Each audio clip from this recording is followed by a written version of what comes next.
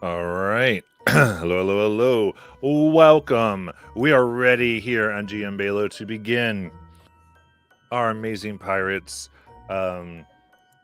Visited the Velven Thicket and realized that Tonk had an offspring in some time, as well as a resurrected mom. It was like a 2-for-1. It was great.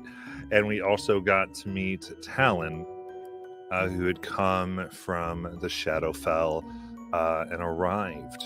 Our crew, after something, went and realized that Bingles had made her way over by the Sangreen Forest, went to Deostock, and then they believe had headed into the Deadlands.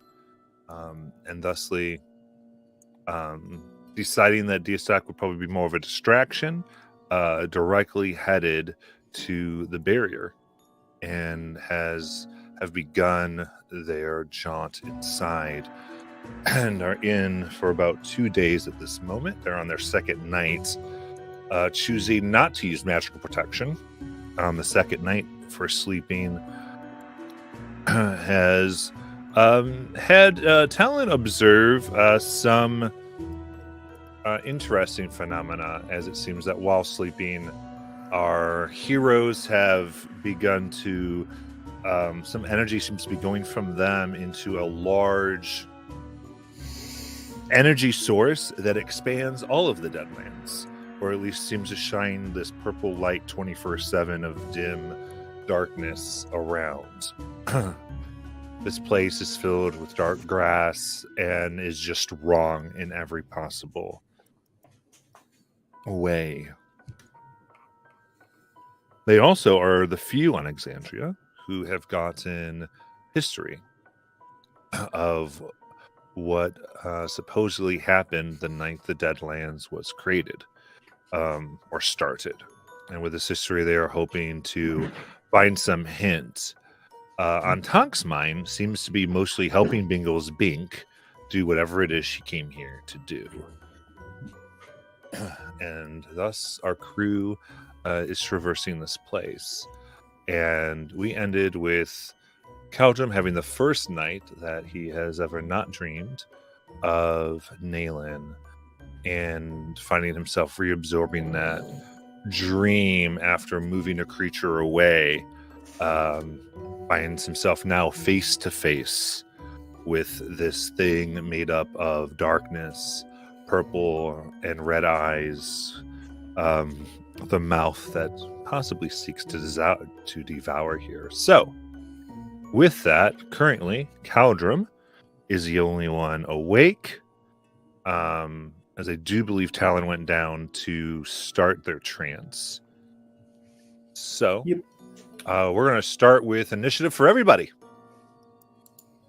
As they roll in initiative, remember, you can help them out by giving some of that sweet, sweet inspiration.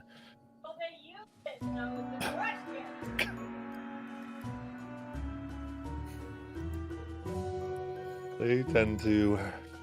Well, one has to remember that in combat, you can only use one inspiration per. So that is the rub. I think I messaged you about that. Yes. About a potential alternate to using it, because sometimes they just get backed up. So... Yeah, if it gets backed up, we'll go through. We will talk about that if we have that occurrence this time, but I am open to it, depending on how the situation gets put out. But for now, okay. Looks like none of your inspirations are coming up on my thing here. Initiatives? Initiatives, none of your initiatives. Simon, do you want to roll again? Yes, I would. I saw the 20s, and they both almost landed on 20s, and then they didn't. So I'll call it. I don't know what's going on. I'll just get it going. So there we go. Talon, what was yours? Nice. That would be 30. Are you not done yet? Simon? 22. Natural 20 on my second, or my third roll, technically. Hunk. 26. Caldrum? 32. And Royden. 16. You guys are so wild with these like plus 14s and 15s and shit.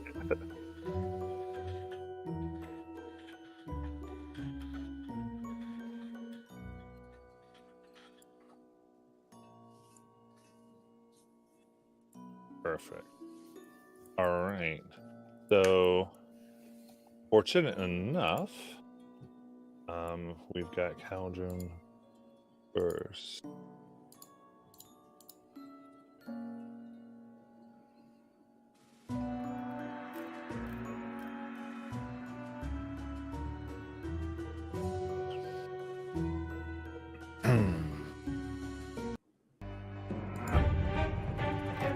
I mean, Caldrum, on the plus side, if you shoot your gun, it'll wake all of us up. Yeah. On the downside, it'll wake a lot of stuff up too. So, point blank range. This thing hovers within your face. And Caldrum, what would you like to do?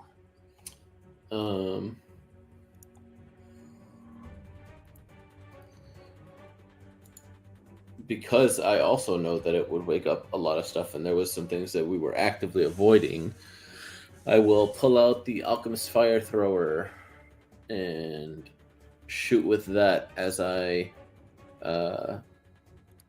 basically look down and like kick a rock at the next closest person, like wake them up. All right. This is the thing. It is an action to wake somebody up. Okay, then fuck it. My gun it is. Because they for sure wake up to that. This is true. This is true. Because it's got some good and bad consequences. All good. I'm down with it. All right. Where am I and where is it? It is incoming. Because Art Department had a headache last game and was not no aware. worries. So you are right up front there, I believe. And it is in your face. So Okay. That's all right. It's a ghost. It can't have huge armor. I'm a sharpshooter. okay. That's only a 15. Okay. So I got to do one thing before then. I apologize. You started your turn. I do need a wisdom saving throw. 18. 18. Perfect. Then 15 will hit. Okay.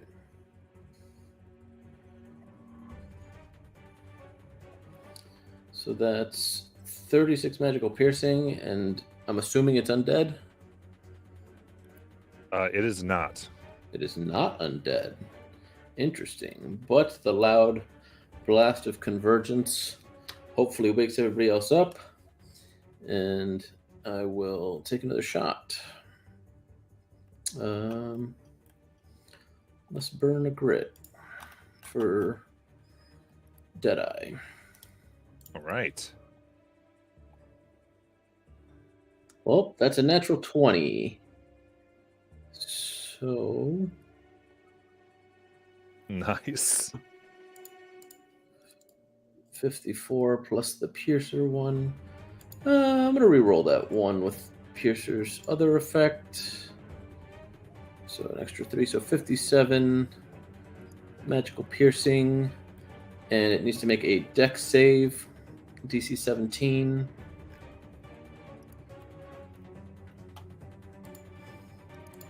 That is a 22. Okay, so it'll take half of 9 for 4 fire damage. And then since I crit, I get that grit back, and I will just spend it again.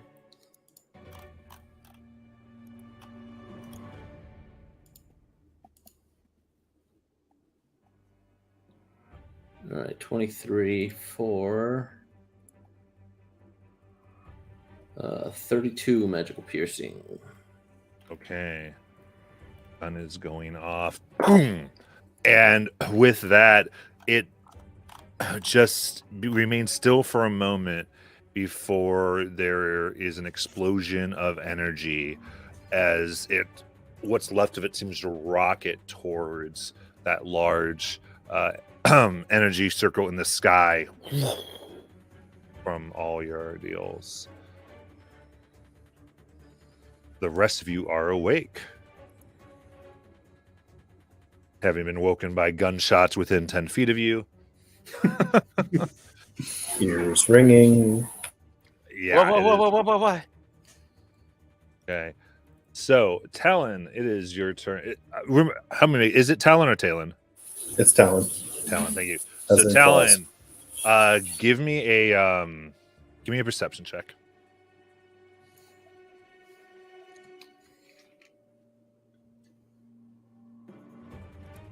Fantastic. 23. Okay, so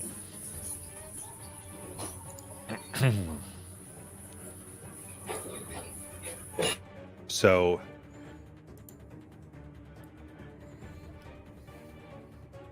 these gunshots ring out, and as you come, you hear movement about 500 feet away as things groan.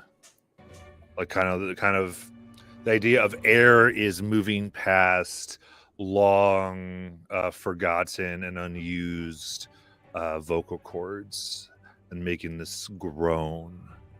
Further off than that, there is this kind of this minor chord of horns blowing. Blowing, and you hear horses neighing, except it seems like almost like fire is trying to make a horse sound by heating up the air around it.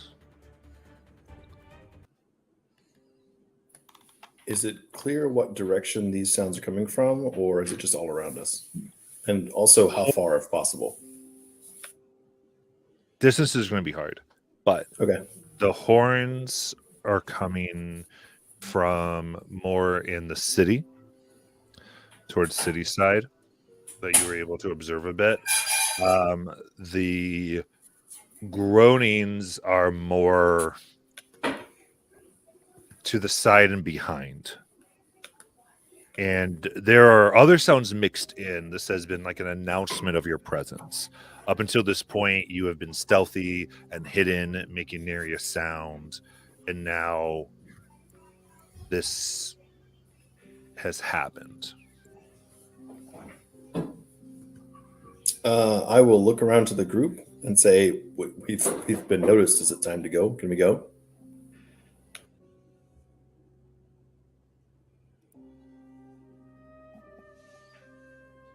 Yeah, we can go. My apologies. I didn't know what that thing was. 7 eyes, red and purple. Tried to possess me, I think. But we should move from this position.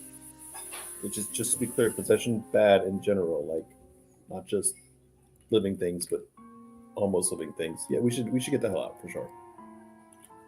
But also, Caldrum, how do you feel? Do you feel like you've slept or not slept today?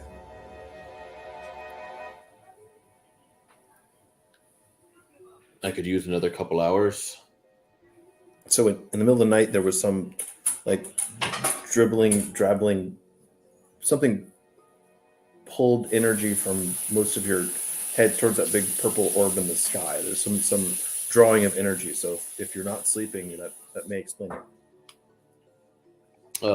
When I look up, do I see this big purple orb? Yeah, you've been seeing it. Oh, okay. It has been in view since you've come into the Deadlands.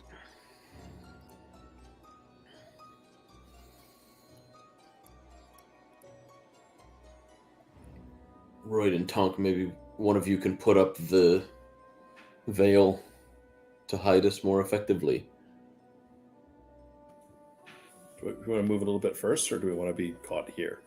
I want to say you need a decision now. What do you want to do?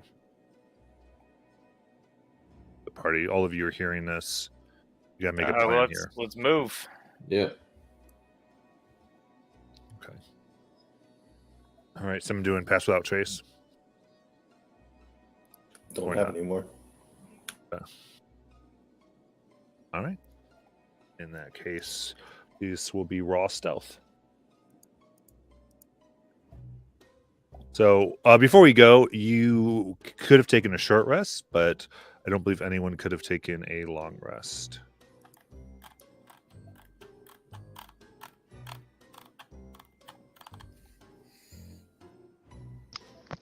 I'm gonna go ahead, burning inspiration, pick another one up. So no pass without trace from Royden or Tonk at Keldrum's request. Yeah, I can do a pass without trace. Okay, Okay, then never mind on the sure. Yeah, advantage. all good. I all don't good. I don't know if they were like not hearing me, but like I actually asked for it and nobody responded with no or yes, so I just didn't know if they heard or not. I heard Will just be like, I don't have it on me, and everybody was like, oh, okay. So I didn't. I don't have it on me, and I was reading the email. My bad. Okay. But yeah, I just don't. so I can do it. I'll burn the spell slot for it. All right. So I call this Simon. What'd you get? 33. 3. Aldrum. 28 with the pass without trace. Then Talon. 23. Royden. 23. Then Tonk. 31.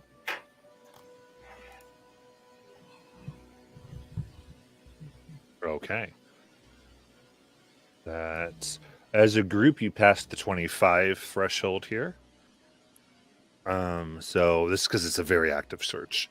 So you you summon the shadows to come up and move around, and you after 10 minutes of are you trying to go towards the city, or you just let me ask this. Where are you trying to go?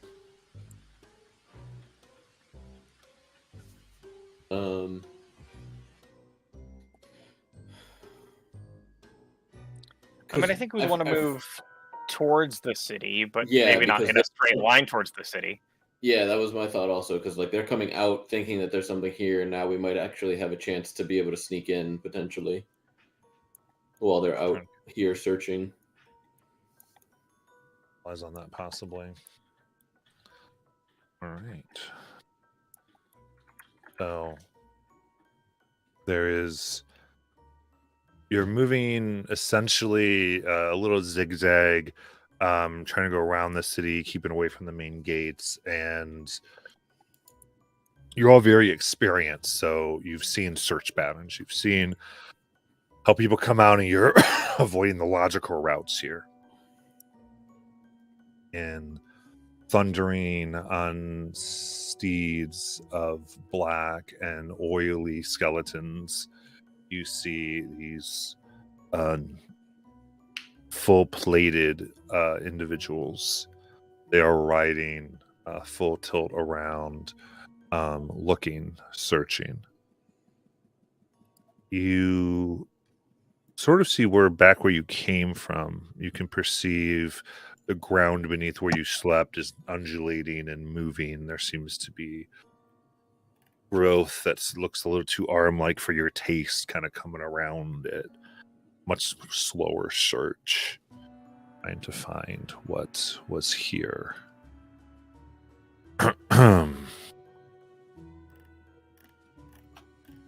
So you attempt to continue here.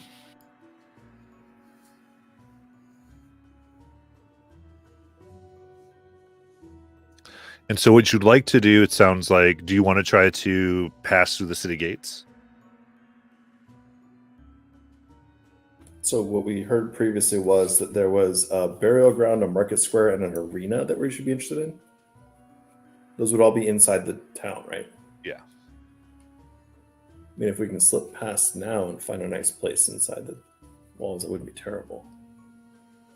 If things get really weird, we could just, well, maybe we can pop out of here.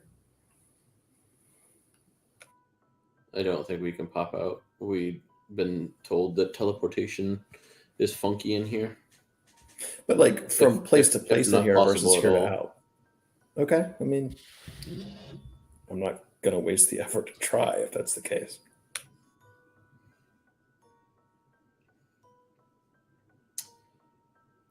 We didn't get a look at that much of the outside wall, right? You just sort of saw it. I mean, you can try to do anything. I would say you feel successfully hidden. The search parties are going around you. They are watching the roads a little bit, it seems.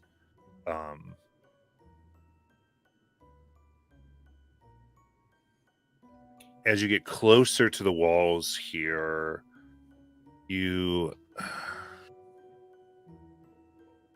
all your abilities, you can easy enough see these things. You see there are easily within your view hundreds of these humanoid like forms. Seems as though they are hunched, cloaked in some way. Their cloaks don't quite fit right. There's like bulges underneath, and they're crouched over. I would say, Talon, you can clearly see that as they move, they're moving hunched and almost skimming the ground with their arms and hands, digging their hands up, getting some of the soil and dirt, and then putting their arms together. When they do so, you can see there are teeth that run up from their just below the palm of their hand up to the shoulder, and when they put their arms together, it forms another mouth, and it begins to process the soil and dirt, and you see that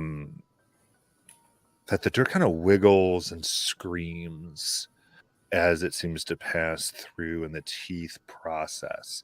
As you do this, you see an additional 2 arms come from their cloaks and kind of with handkerchiefs wipe off what doesn't quite make it. And there's easily 100 of these creatures moving around the wall, just attempting to seemingly harvest or eat or something along those lines. And they're harvesting outside the wall? Mhm.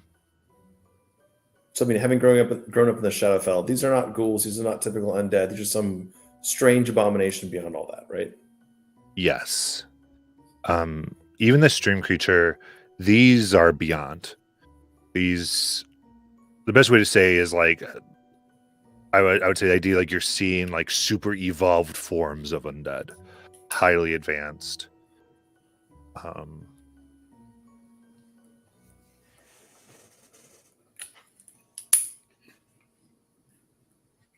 Just so you guys know, those things eating the dirt, those are not to be mucked with. If we could avoid them entirely, it would be tremendously useful, but they're going to be a handful. We're not talking like holy water in a sunburst and you're done. We're talking something much more. At the top of the wall. At the top of the wall, you do see there were not guards there. It does look like some type of soldiers in armor.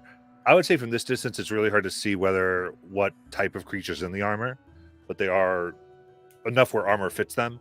And there's about one every 50 feet or so that seems to have come out, probably because of the horns and what has happened. Should we try the gate while they're all up upon the walls and out searching?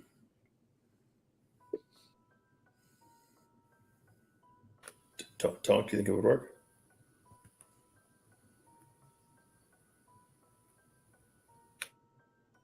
If you said something, we didn't hear you. Oh, possibly.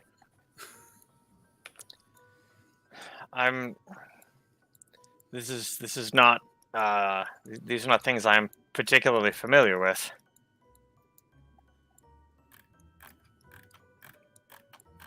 I mean, the worst thing we can do is probably attract their attention en masse. So, like a fireball or some significant, really obvious beacon is probably the wrong thing to do. So, if we can sneak past the gates while they're thinking where else, that'd be fantastic.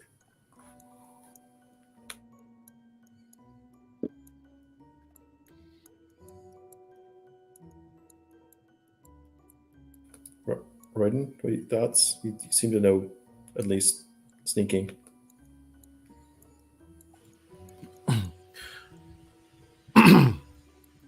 I other do the killing part, but I think if we truly want to get around, does anyone have any capability to? I mean, I guess I could just send the Sid out to go above and me maybe see if there's any way that we can get a clear view of where we're going and then plan out accordingly. But Sid would need to go out and then come back to tell me. Sid's the name of your lizard? Yes. Oh, okay. Do you think Sid would get noticed? More so than possibly, I don't know, like a little bird or something. I couldn't send out Noctis. Yeah, if you have a bird that can communicate with you, it could possibly help. But I think overall we should, since we know that teleportation and magic here are going to be difficult, we're just going to have to make the best plan logistically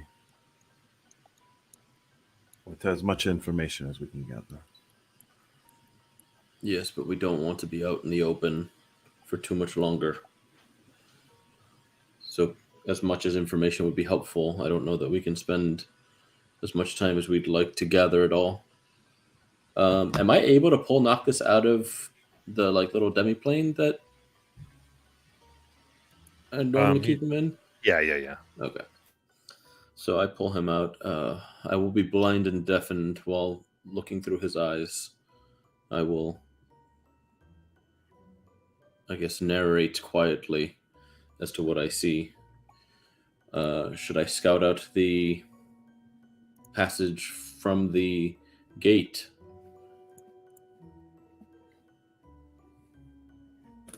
Yeah, at least the gate would be nice.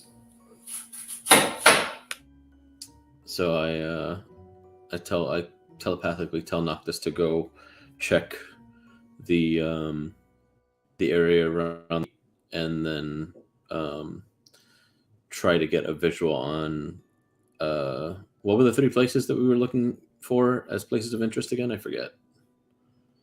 That would be the burial ground, the market square, and the arena.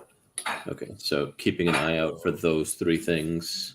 Yeah, you can definitely do the. You can definitely do the gate. It's going to be hard with the other things because it's a large city. Oh, okay. So it's not a small town. This is the former capital of the empire. Got it. So I would say you definitely can get the gate though. Give me a stealth for Noctis.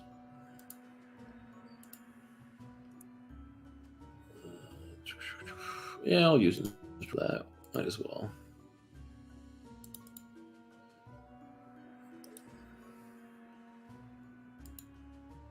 Just read them separately. 18 or so 21.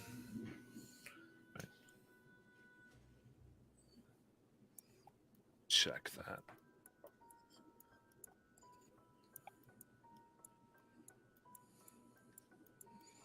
So Noctis flies and gives you a view of the gate. They even here they try to stick to shadows as much as can, getting closer than you'd like as Noctis moves and essentially does its best, avoids other flying creatures. And from the gate, there is right like in the center of where you'd walk in, there are two of these knights on these dark horses that they sit. They do seem to be guarding, trying to be vigilant. The major forces do seem to have gone and are going up the roads and are spreading out in a search pattern. Operating the gate itself, you see about 25 skeletons that are doing various duties, closing gate, opening gate, doing some form of lookout. They have horns around their necks. They are also all clothed and armored. And what strikes you is that they're clothed differently, and the clothes are not tattered. These aren't like shambling, rotting clothes. These are maintained clothes. Like they were washed. Like maybe today.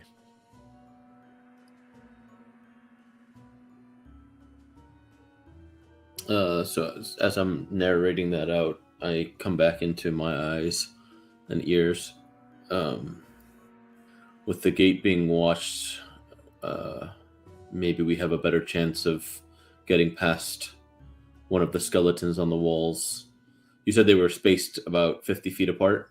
So to clear, because the skeletons here operating the gate, you don't know what's on the walls. Okay. You can probably get this information, though, with Noctis. Yeah. On the walls, here, you see more of the traditional, like, rotting corpse, but darker, almost continually exuding this black oil-like substance. Each one wears upon it a collar.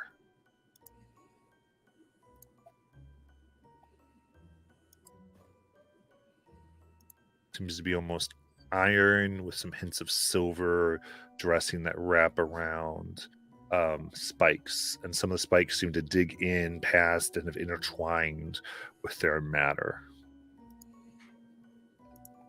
And these, you said, were about 50 feet, every 50 feet along the wall? Yeah. We might have a better chance of sneaking past if going over the wall compared to going past the knights. The walls themselves are 50 feet high. Royden, can you or your beast climb? We should be able to get there, no problem. Other than the gates, just to be clear on the gates, these are large capital city gates. So it's not like a very small space. It is like a good 30, 40 feet wide. So that large things could go both ways, and there's two there. So it's not like 10 feet and there's just two things standing okay, there, got it. right? It is a large gate. I mean, they're vigilant, so it's still risky, but it's not like super we can't get past them. So you're saying we don't have to follow an army of orcs in?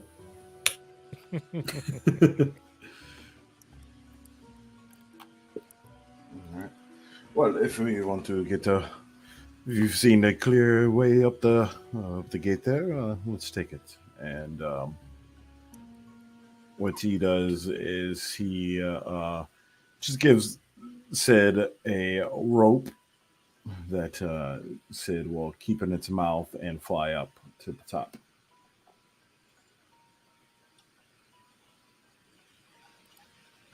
If Remember, there is, if they're saying if there was a free, because he's Royden's basically saying if you see if there's a free open space that you see that we can attack, we'll go up there. If not, then we might need a distraction. We're trying to do it in the 25 feet space.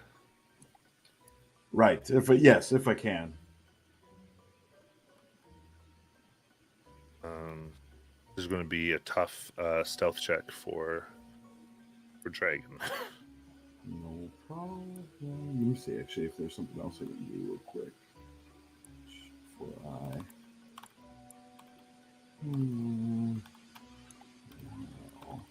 Okay. Yeah, we'll do that.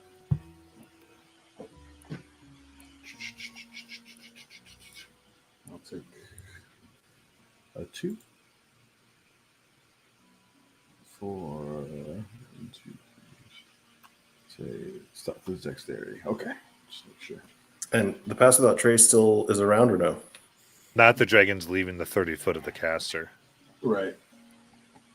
Where am I going? I'll just do this first. Okay. And, all right. So that will be plus my proficiency.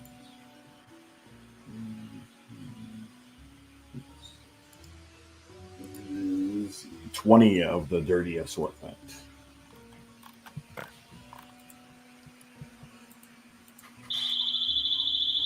20 of the dirty assortment. With that, Royden, what's your dragon's name again? I'm sorry. Sid. Sid is able to cling to the wall, bring it up, and as Sid comes over the wall, you do see the two creatures on either side turn towards Sid. Okay. And they begin closing that distance to the rope, kind of trying to get a sight. You can tell from here, partway through that, one of them, will be the one on the right that you're facing, like almost jolts. And like they're getting shocked. And then instead of these stiff movements, they suddenly become more. Instead of looking one direction, they're looking all around and crouching, investigating, looking. And as they move quickly over, and you see them kind of grab the rope. So Sid starts playing tug of war like a puppy. okay. So then and they're seeing Sid, and they're like, "There's a dragon." I was confused. So they're on the ground doing this. I thought they were on. I thought they were on top and then grabbed it from his mouth. I guess I was saying Sid gets over the wall and starts putting it down on the other side a little bit. Gotcha. I see what you're saying now. I was misunderstood. thought. So the skeletons are on the ground and not in the air, like I thought. The things you saw, they saw a shape go over the wall. Okay. They're on the wall. They're moving towards the rope now that is on the wall, and trying to find Sid. I see what you're saying now.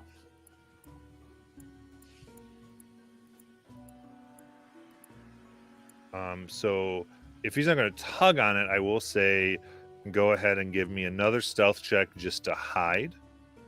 Okay. See, I will take inspiration. That is better than the last one to start. So that's going to be 22. Okay. So I want to say with that, it looks like they have the rope in their hands now, and the one just sort of standing there, non-responsive. The other's looking at it very closely. And you see another jerk in them, and they kind of go back to this upward position, stiff. And you see the figure you saw before, the white-skinned individual on their horse, ride out. And you hear them. We've got fresh rope. This way, and they kind of come on your side of the road at least, because that's where you had put the rope. And they are begin actively searching once more. Which I'm going to say calls for another stealth check. Sure. You do have Pass Without Trace on your group. That's a lot better than last time. Holy shit.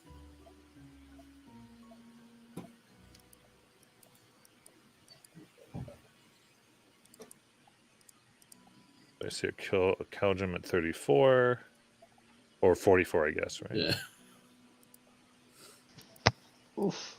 That's Burn a rough inspiration. one there, Talon. Yeah, I'm gonna reroll that one with inspiration. All right. Simon, what'd you get? 34 total. 17 plus 17. And I'm now 24. 4. And then Royden. 35. Nice, and Tonk. 33. Real good. Yeah, so that's a 34 group check.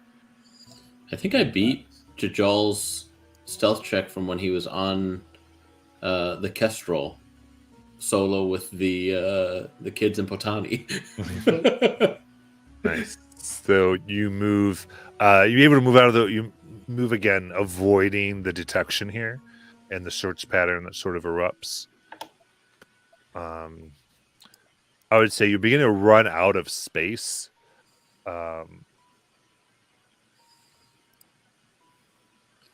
And I'm they're trying to they're mentally figuring. orient. So where are we compared to the gate now?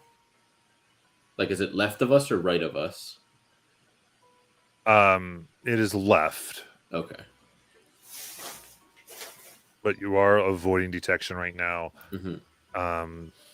Though the alert has raised higher Yeah. to finding that. What'd you like to do?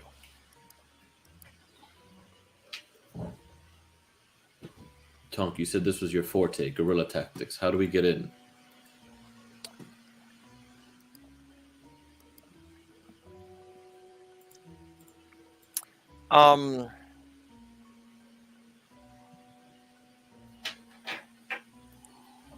Normally, if we were trying to quietly infiltrate, we would not, fire guns and such. A short-term objective, right? If we just needed to get in, hit something, get out, we'd a distraction, right? Blow something up on the other side of the city. Everybody rushes over there, and we could get in over here. But I don't know that works for the kind of stuff that we need to do. Plus, the person that did the distraction wouldn't be able to get back in because they'd be over there doing the distraction.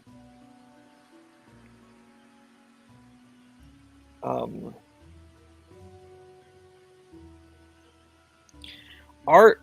So earlier you had said that we saw a wagon coming in and out, or we saw like two wagons pass each other, right?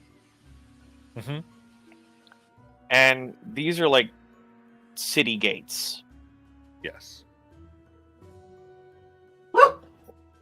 It's, I mean,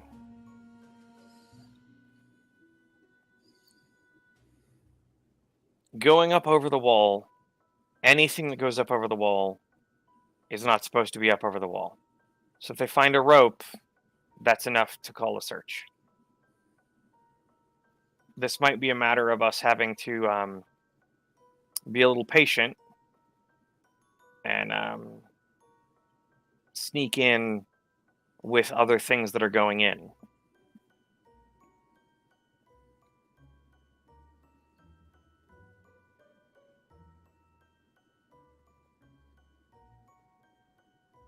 In the 2 days that we've been here, has there ever been fog?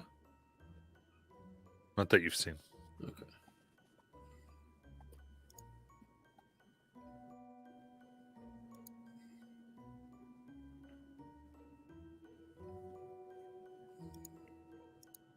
Well, nothing is going to be coming in without being checked now.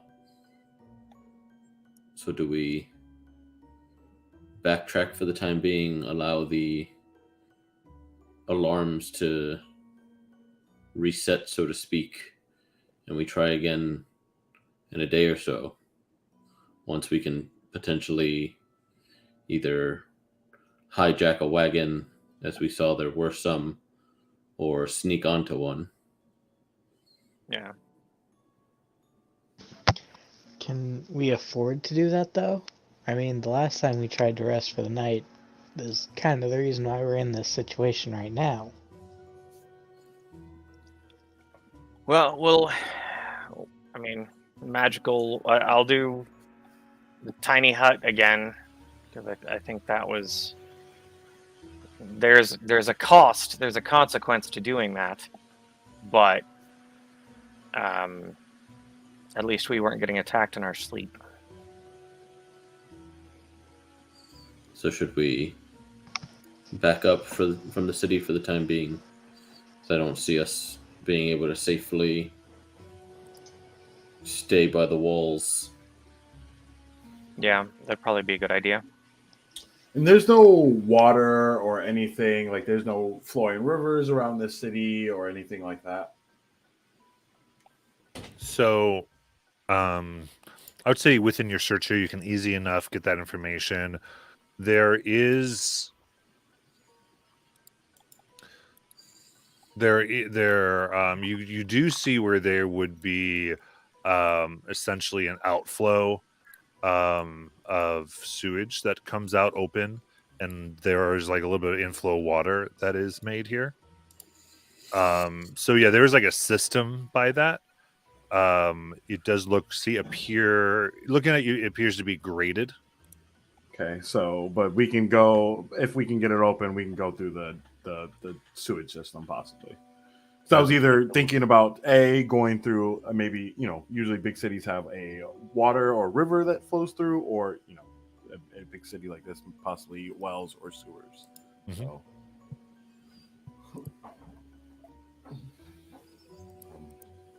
Well, we could try to get under the city.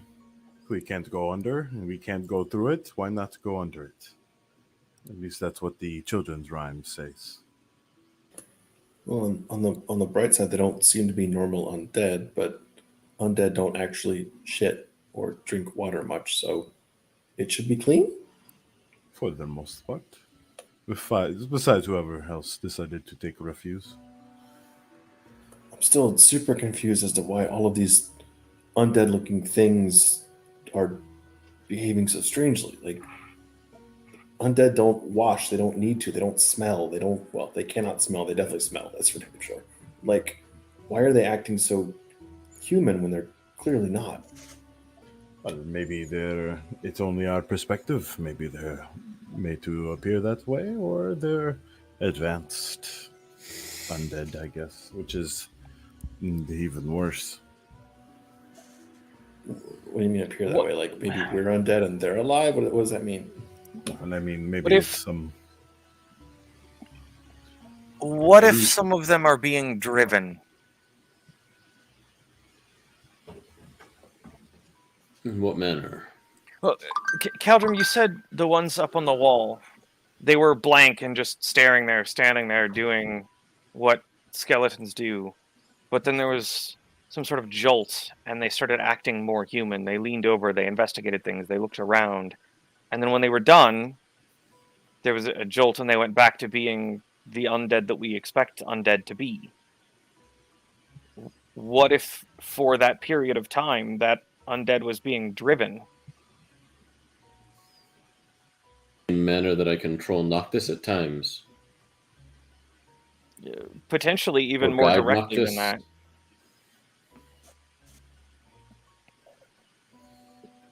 I mean, with Noctis and with me and Jed, I can telepathically suggest things and I can see from them, but I'm curious if it's more akin to possession. What has Master the Tom, power to? That would imply some central intelligence, something directing them, some thing that was telling them what to do, right? That is the implication, yes.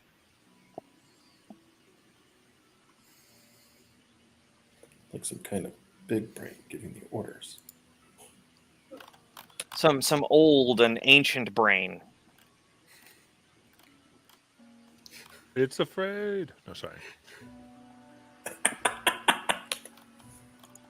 What's another word for old or ancient? Like an elder, like an elder brain. Some kind of big bug. Perhaps we find this waterway and make our way in through there. Are you changing your name to Rico? I'm confused. Close enough.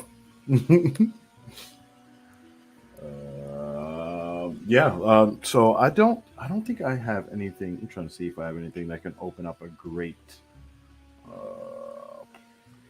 I might. I have a dragon that spews acid.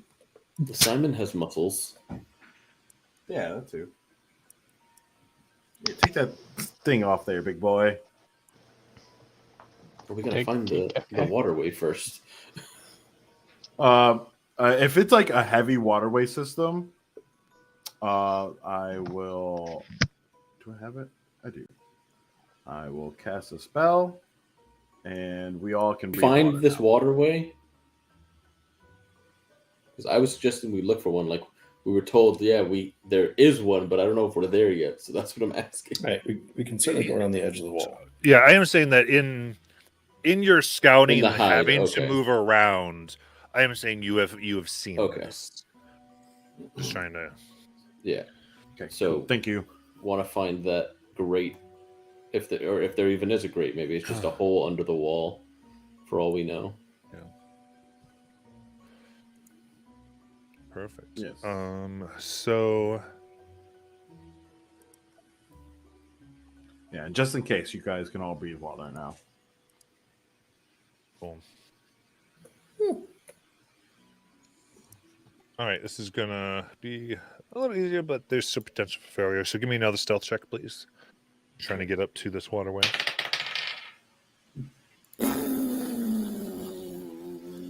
So I've passed. Natural 20. For 45. Fuck. I got a 1 for 19. I hate you. 23. 28. Then Tonk. 33.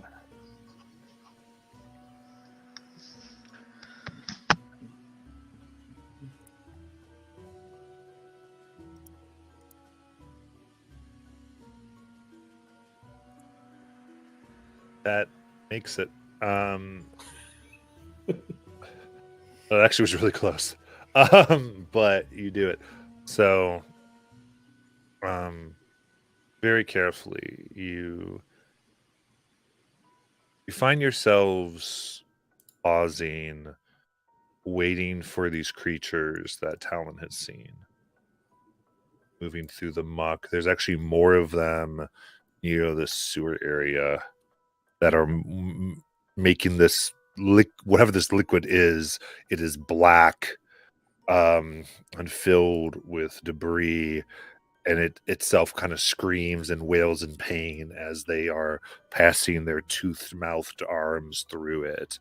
And you wait, and these things move on, and you go a little bit more, come in behind, and they're just kind of moving around, and they're not robotic. They seem to be whispering and communicating. They don't get like right next to you so that you would hear it, but they talk in whispers. And they're slowly, as you're moving through this crowd, being very careful. And I think the image here to do this is you're crawling through the muck and mire here. You are on the ground deep in. This is getting all over you because this is somewhat of a clear area you're moving through. But you do, in fact, get to the grate where you find yourselves waiting a good amount of time as you see more of these creatures right by the grate kind of going through this motion, and they move on. and the water isn't like a steady flow out, it's like a trickle. So impression you get is whatever it is they are feeding upon this area had become enriched, and so they fed upon it, and now they're going to wait till it replenishes. They've moved off other areas, and so you now get to this grate, still somewhat exposed, but nothing's right near you, and we're coming to the end of this pass without a trace. So I will give it for breaking the grate or whatever you need to do for this grate, and then it will be up. So I guess I'm just gonna go up and try to yank it open. Okay. I mean, is that necessary? Would it be quieter if we like took Tinker's tools to this? Like, is that possible? Here's a I would say question, is there a lock this on is the more gate? this is more thieves' tools. Sure. This is more of a crowbar. Like I would say, masons can do something here. Thieves could do something here. I know you probably have all these because you're a tonk, but I would say more that direction. He is a tonk. He Class is a tonk. tonk. The talk. If only we had a Swiss Army knife character. So if you want to do that, I would say there's a lot of ways you can probably go about doing this, all of which have different potential consequences, things to do. So you just kind of decide what you want to do.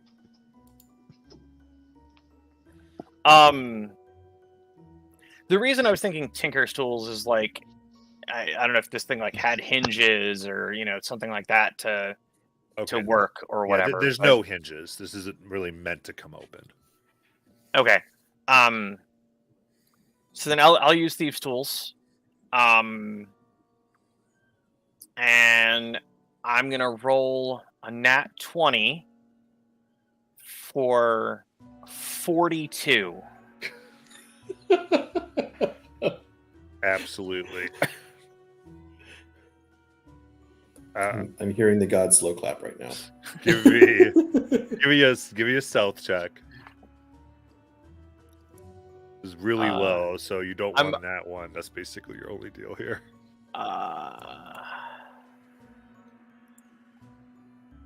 33. Perfect. I just keep rolling 15 on that stealth roll. So, taking the crowbar, you are able to keep prying this off of the concrete, and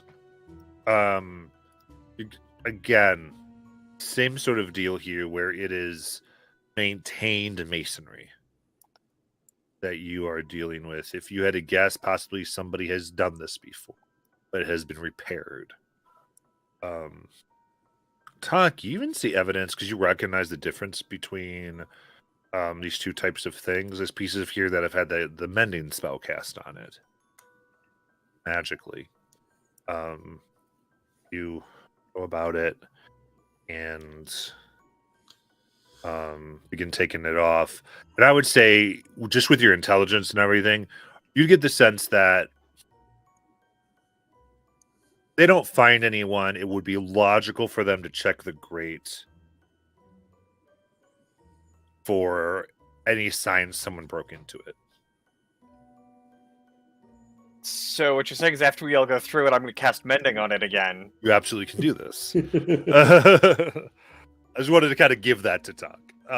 Like, this is a sense. So you...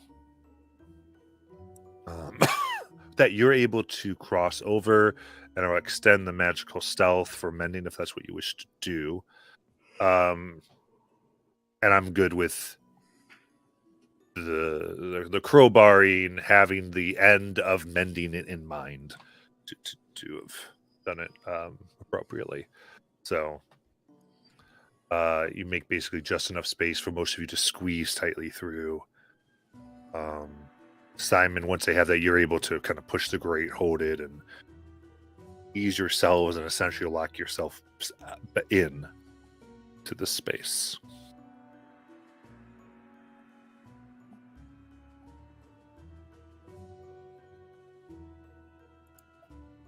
So this pass without trace is up. What would you like to do?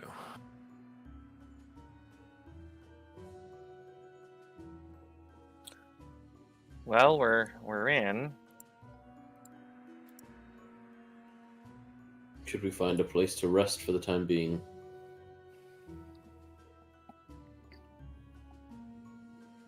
I doubt they'd be looking for people in these outermost buildings. Perhaps we can find an empty one to rest in. Well, especially if they're like not dead undead. Like, you think they're using all these buildings? It's got to be some place, like some previous, I don't know, tavern or flop house, something that's not being used.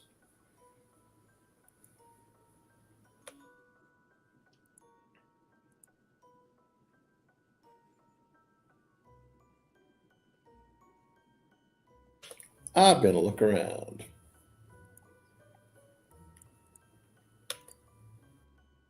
All right. What are you looking around for specifically? Unused buildings, nearby buildings. Anything that looks like old or dilapidated or kind of shitty. Maybe looking for dust, looking for something that looks like it hasn't been entered in a while. Okay. Any buildings Well, nearby that look like they're. sure. From where you are, there aren't really buildings. You're in the sewers. So I would say, is your intent to navigate to the to the surface? How Oh, I extensive did is the sewer not. system? I didn't understand that we were in the sewers. I thought it was like at ground level, and we'd found this thing and we crawled. Okay, You're in so we're here in and the it seems sewers. sure. Yeah, this is taking you Okay. underground Got of it. the city. Awkward question. Do the sewers look like they're traveled? Make a survival check. Well, that's gonna suck. Royden, you can come in with that action. Sure, I'll assist. And from at least what we heard from Tonk, and I'm sure he let us know that it has past mending work.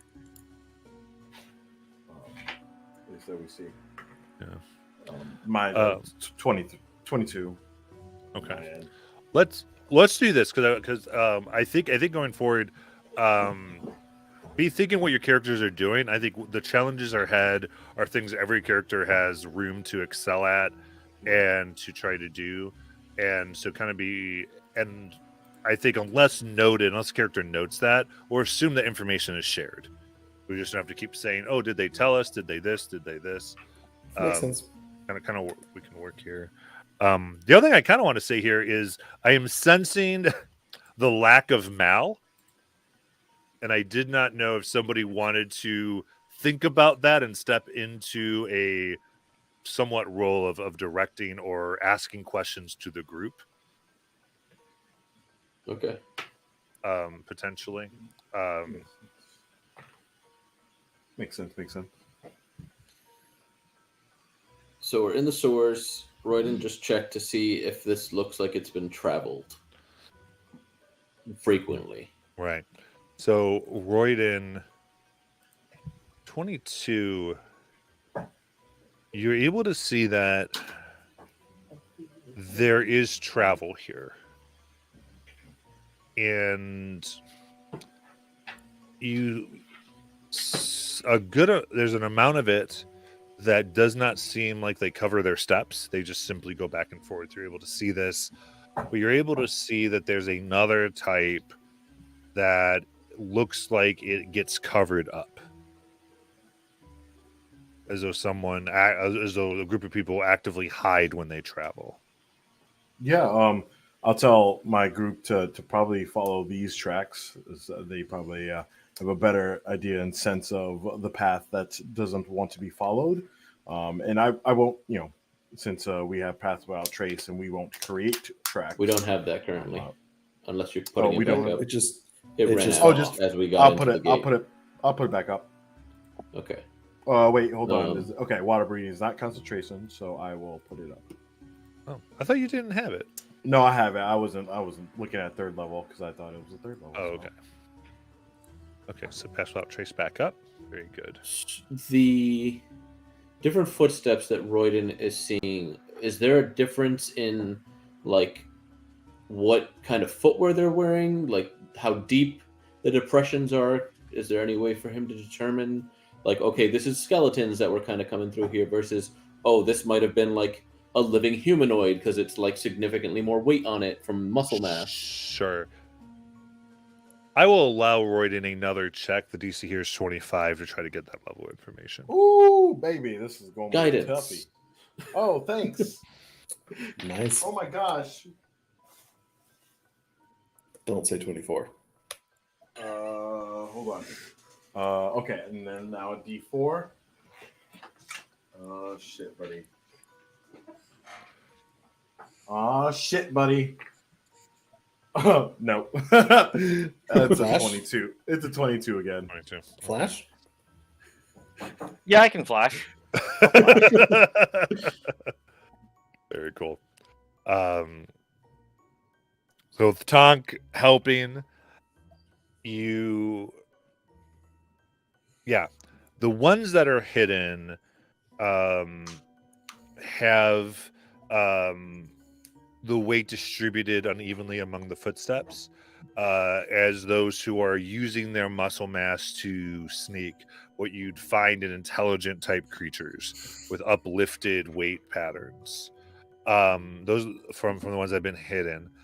The ones that you can see clearly are mostly evenly distributed. You get the sense that these are more like hulking figures that are just moving, more like when you find animals. There's less intelligent in their goings on, except that because it was actually a little bit higher, there is you see one that is unhidden where it seems like you see this a few times where it seems like there is a single track of a more intelligent walking creature. All these are more humanoid-ish tracks, but it gives you, I would just say, what you get the sense of is that there is possibly an intelligent type of patrol of one person that may come down here occasionally. And the fact they're not hidden gives you that sense, and that they might walk with some more of these other creatures, and these other creatures might just go around with whatever. But there is this hidden group, and you see that this seems the hidden group tends to travel anywhere from 3 to 5 people when they travel. Okay. If they're actively hiding their tracks, it may have been people that didn't escape on the night of the disaster. And it's possible that there are survivors still in the city, and that's what this is. I think we should follow where they go to and see if that's the case. Though we should be cautious just in case that's not what's happening. Wait, like refugees or somebody? Like somebody who should have gotten killed and didn't get killed in this process? Exactly. I mean, they would know where to find this burial ground on Market Square and Arena for sure if they're from here. I would assume so. If this is their home originally and they've just survived all this time, too afraid to try to leave the city and knowing the underground passageways well enough to avoid patrol. This event happened, what, months and months ago, right? Or years? A year? I forget what you guys told me. I don't remember the table. It has been like this for about 2 years. 2 years. Well, I mean, that'd be an incredibly long time to survive underneath the heels of this undead craziness. That's impressive. We should definitely talk to them. But also, seeing as we're here looking for our friend, it might be some of hers, and they tend to be much more skilled overall than the masses at large. So what do you all say? Follow these tracks that are hiding themselves? Absolutely. It is what I suggest. Sounds good to me. All right. Royden, you spotted them. Do you mind? Oh yeah. Me and Sid are on the way. We're going. Okay. Stop. But we were just going. Sorry, man. My mic was trying to fall off the table. So yeah, we'll continue keeping an eye out there, and just having a conversation with Sid there, because we hate traveling in sewers. What do we have besides the smells that we would rather usually smell in sewers, which we probably don't get here? Are there any other unique smells or something that's off in here that we wouldn't typically smell in a usual city sewers?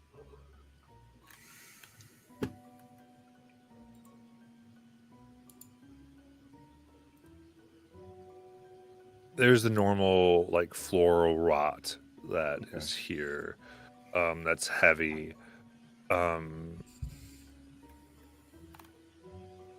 And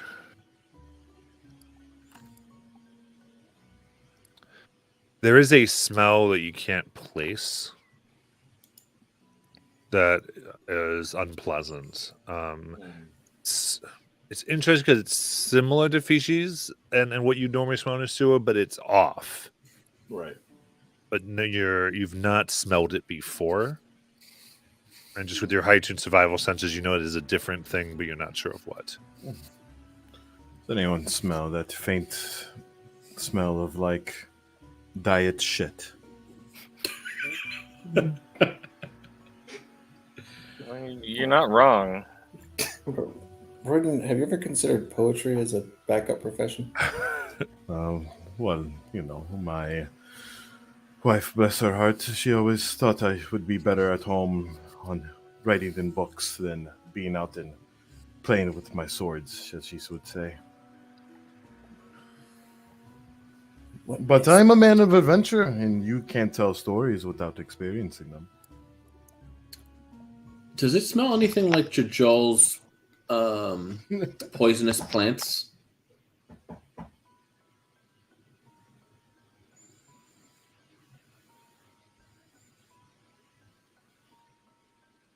Jajol's poisonous plants. Oh, that. Okay. Thank you. My brain just went, no. Okay. I mean, I thought you were going to ask, like, does it smell anything like the Jajol used to? Well, I guess since you put it out there. It's similar though not the same. Okay. Okay. Okay. Is it so I better guess- or worse though, or just different?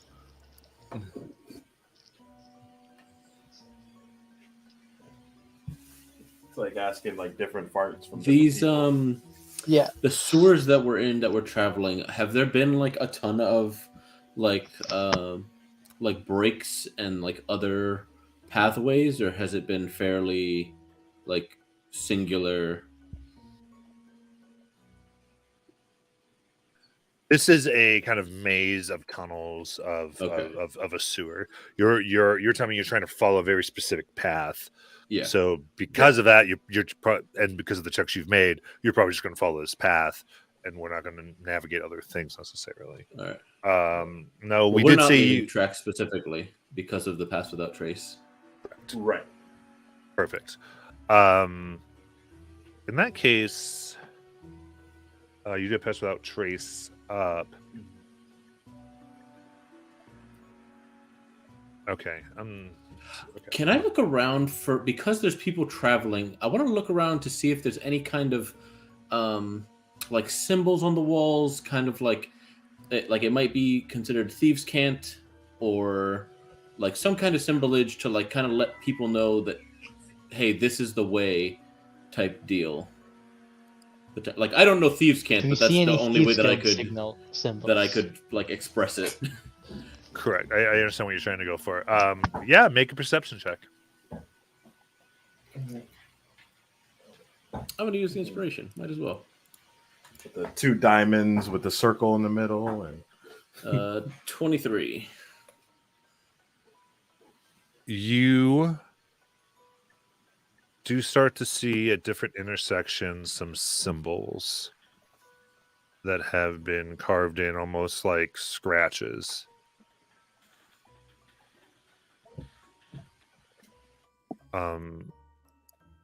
you'd almost think at first they might be some type of animal, but after you see a few, you start to recognize patterns and repetition.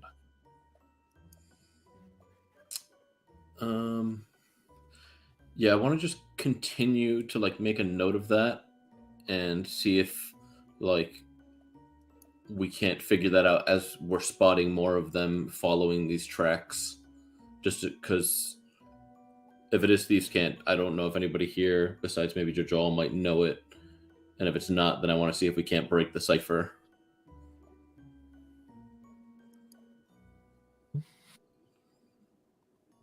Perfect. copying them down, Jajal does not recognize it as Thieves' Cant. Okay. So as we get like more samples, I guess, or more depictions, I want to see if there's if we can start recognizing the pattern to try to determine potentially what's being said as we're following these tracks as Royden leads us. I think what I'll let you know is that you interpret it as a language, Okay. but not one you know. All right.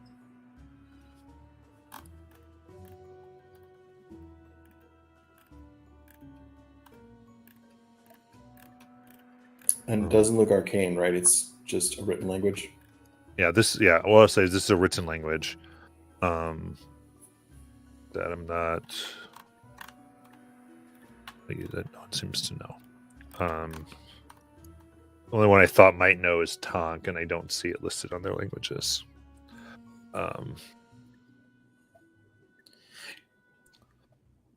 Is it the same script that was in the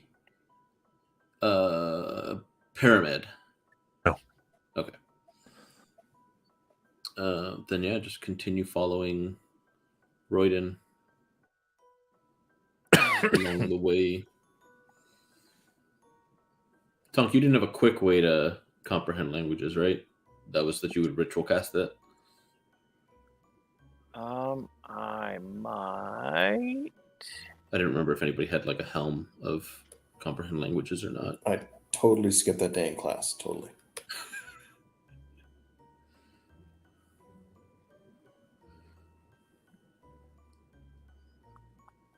Yes, I can ritually cast comprehend languages. How? So that'd be no. I think that might be too long, just because we don't want to waste the Pass Without Trace. Because Pass Without Trace is only an hour, and that's what 11 minutes for that. Yeah. Well, and last time you did a ritual too, and wasted it. Yeah. Jalen, what languages does Royden know? I just can't see it. Like, for some reason, your character's not coming up. Draconic, Orc, Deep Speech, Common, and Celestial. Okay. Nope, you don't know it. That's good. That's a smorgasbord. Well, tell you what. Since it would likely burn the spell slot anyway, I will cast comprehend languages not as a ritual.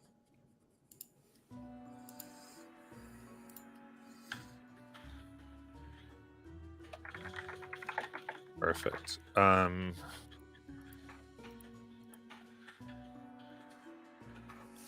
Cast comprehend languages, and you touch some of these scratches. Some of them seem to be names. Come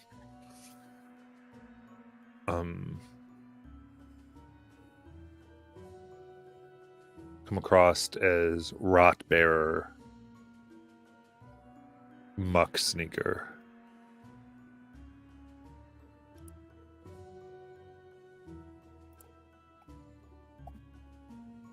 And essentially, what you'd interpret of is sleep. So one of them you read is sleep 154. Lost. Lost filth sleeper.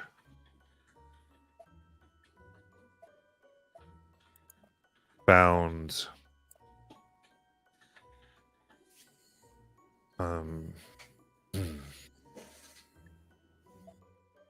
found seeds. and there's almost like these diary or entries of progress in various places along this path. And as you examine, they are in different. The days are different. The time they wrote, they've been covered by muck, different places. Some look like they've been uncovered to be read. There's almost a journal of what people seem to have done here.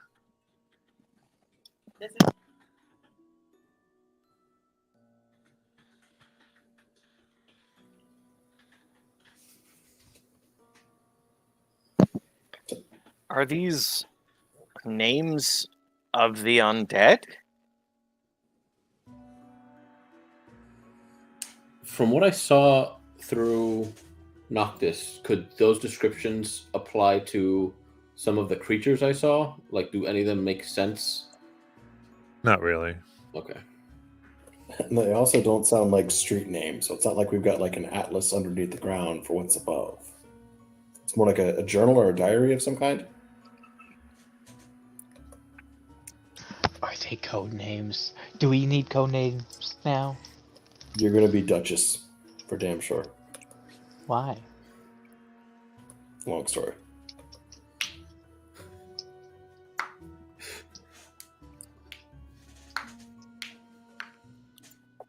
If we can't make anything of it, Tonk, I think we should just continue on. Okay. Well, I mean, I'm not super familiar with this realm, but what kind of creatures would live down here, right? So, like, I can imagine refugee humans or some kind of like were-rats or something. Like, what kind of thing would make its lair here and live underneath the droppings of an undead society?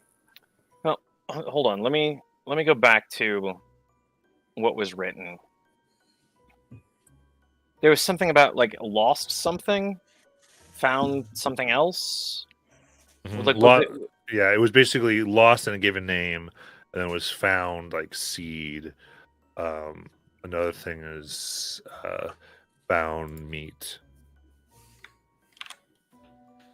So it almost seems like these people are tracking the undead, maybe.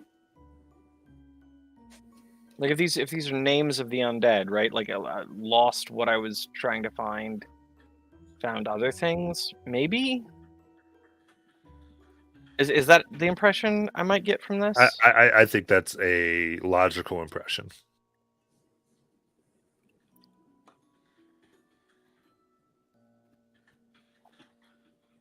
Interesting.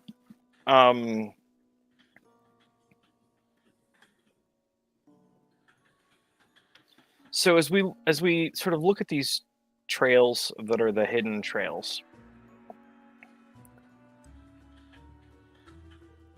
I guess, we continue to follow them, but with the explicit knowledge that like some of this may just be them scouting areas, and so we would want to try and move towards, like, if it seems like there are a number of paths that converge towards a central area. Mm-hmm.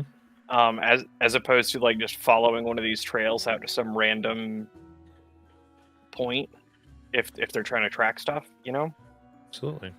You start to try to make sense of that, then change the way you're thinking.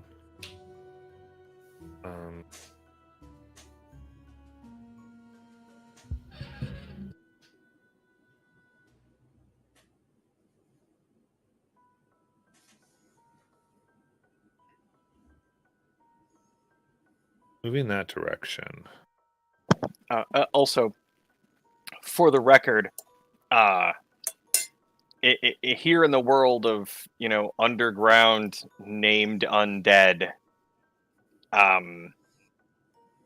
Tonk doesn't have a high performance, so might not do well at the safety dance. I'm unclear. What is this dance of safety you speak of? It's a reference to a WoW raid boss that's a named undead that has poison and crap.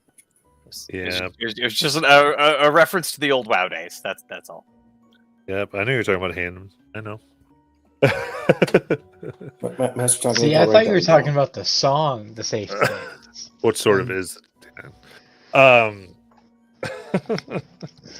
They named the achievement for surviving a particular mechanic the safety dance because, yeah. Anyway, is that thing, and so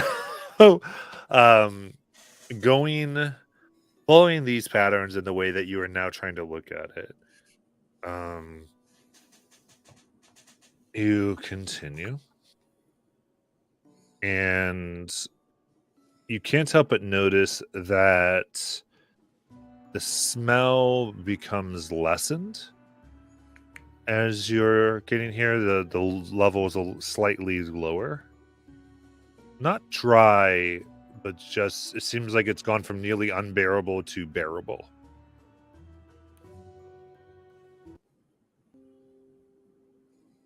And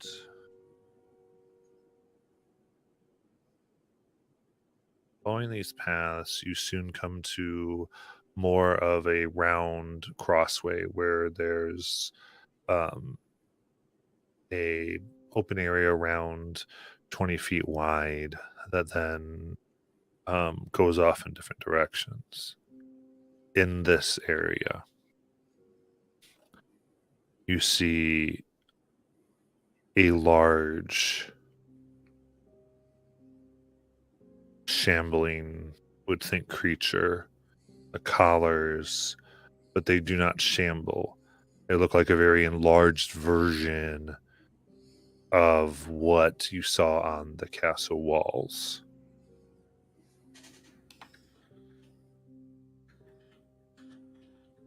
They're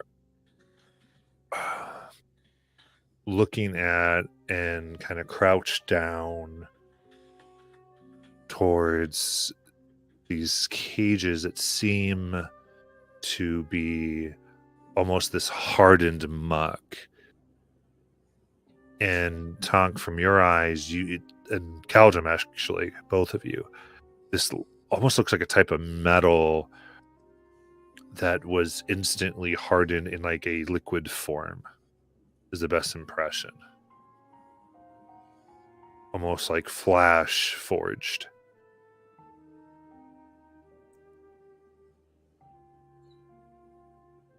And there you see in this cage one individual. They are breathing. On their face, it looks like half of it is white and rotting, the other half flush.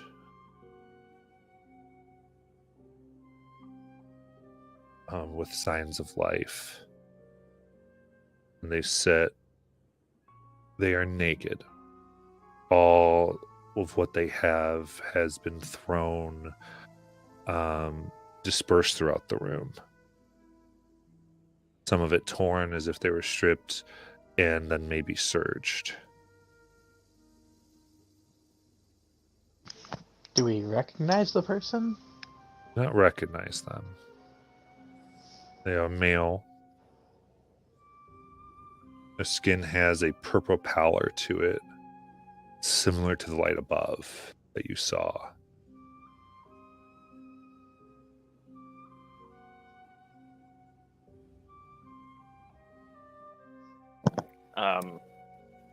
Does it look like there's any interaction going on between these two?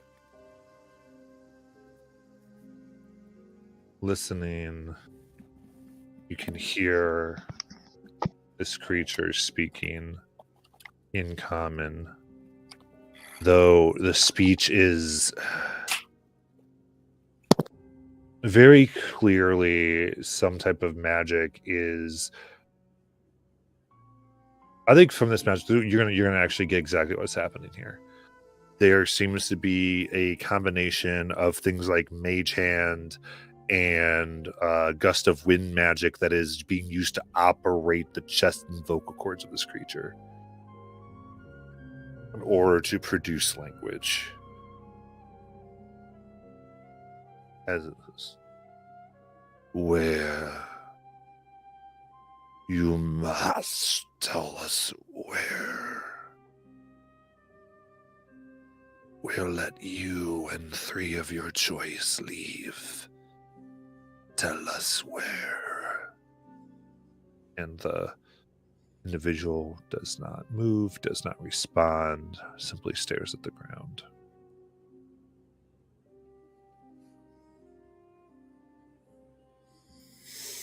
Tonk turns to Caldrum, gestures at Convergence, and does this.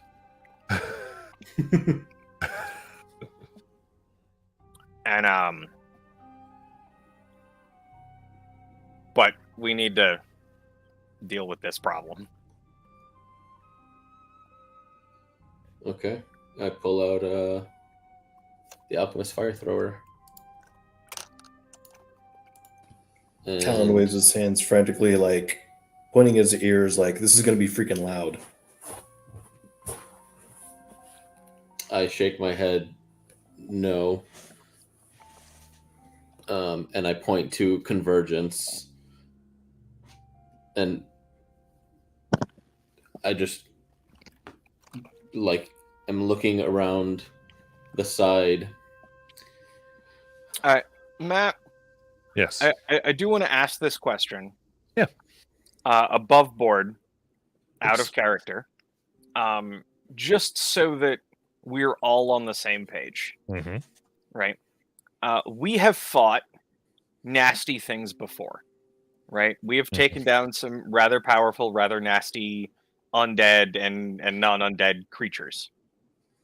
There are, however, there have been some times that you have tried to hint at us that we were a little out of our depths and we didn't register that. So I am curious if your comments to Will about this thing being some super advanced, evolved undead, like, are we supposed to feel like we are out of our depths and that this thing will just murder us?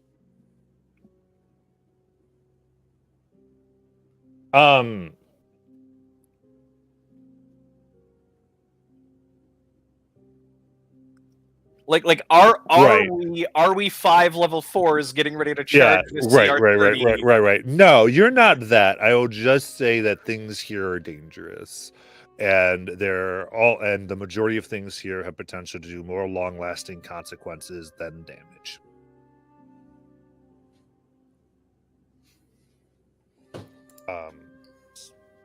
But you are not. Yeah, it is not when I said in the one game, guys, you're level 4, this is CR30. You might I thought I've communicated clearly, but I clearly have not. It's not the D&D show where they are at level 1 fighting Tiamat. Classics.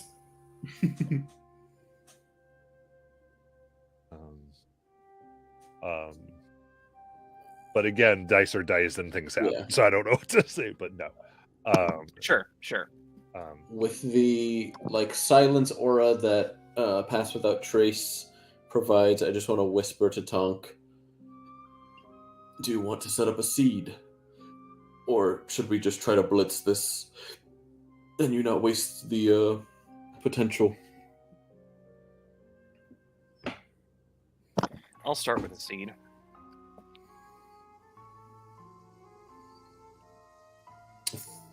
Through the veil of Pass Without Trace here's a better question. How far are we from them? From this point, you would be roughly 15 feet Okay. by the time you could see them.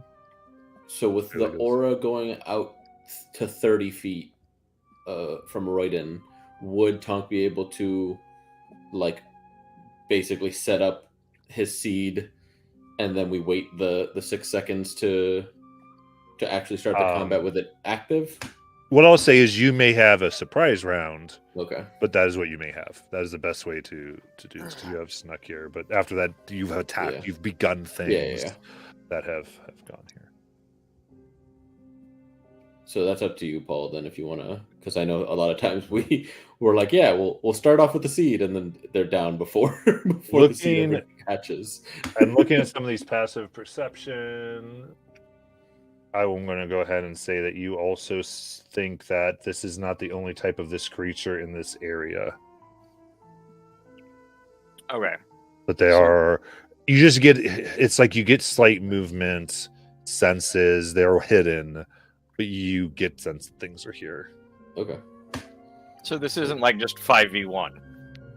It is not. Okay.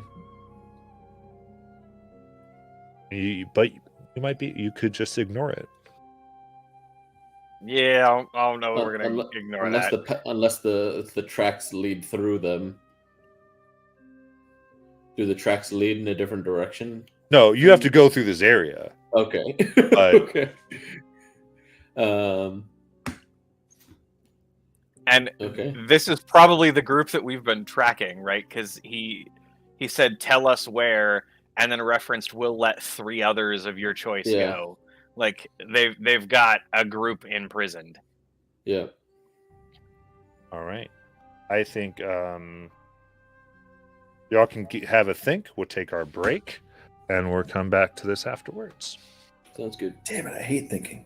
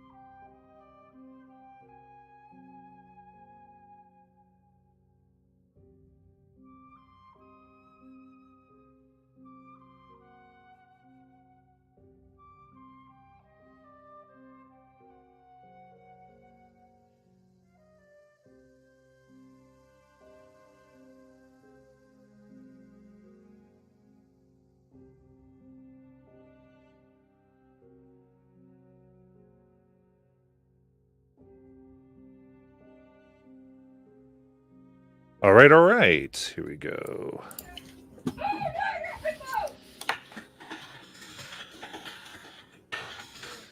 Very cool.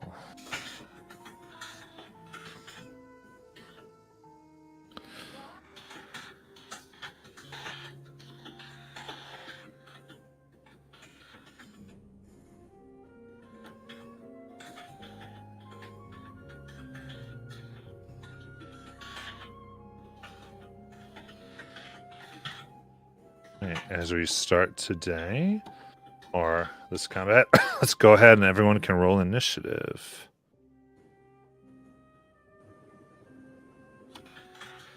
Hopefully it populates this time. It does, yay.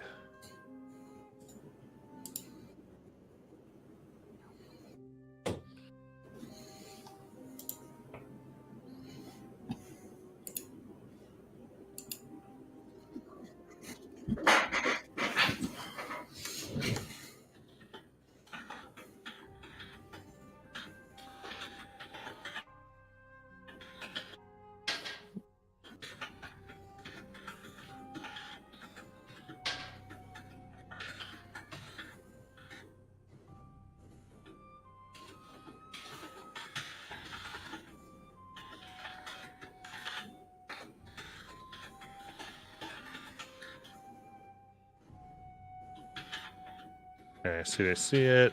Simon, I need yours, and Royden, I need yours.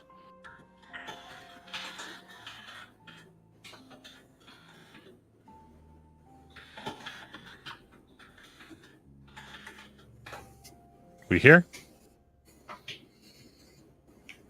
Jalen, Ryan, you're muted if you're talking.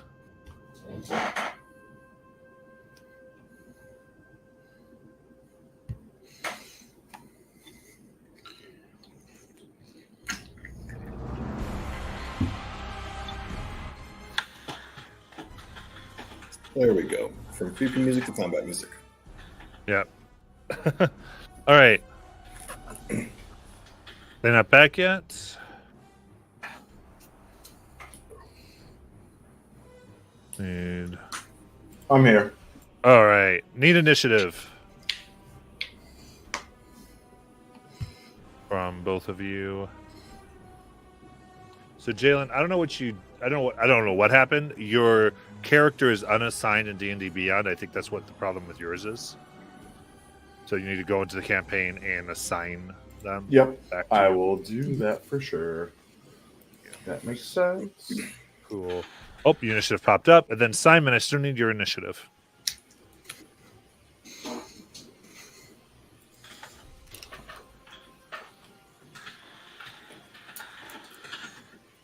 All right. I don't hear you, Simon. To get going, Simon, I'm going to auto roll for you. Unless, is there anything in Discord about him or anything? No, that I see. No. Did anybody want a reroll?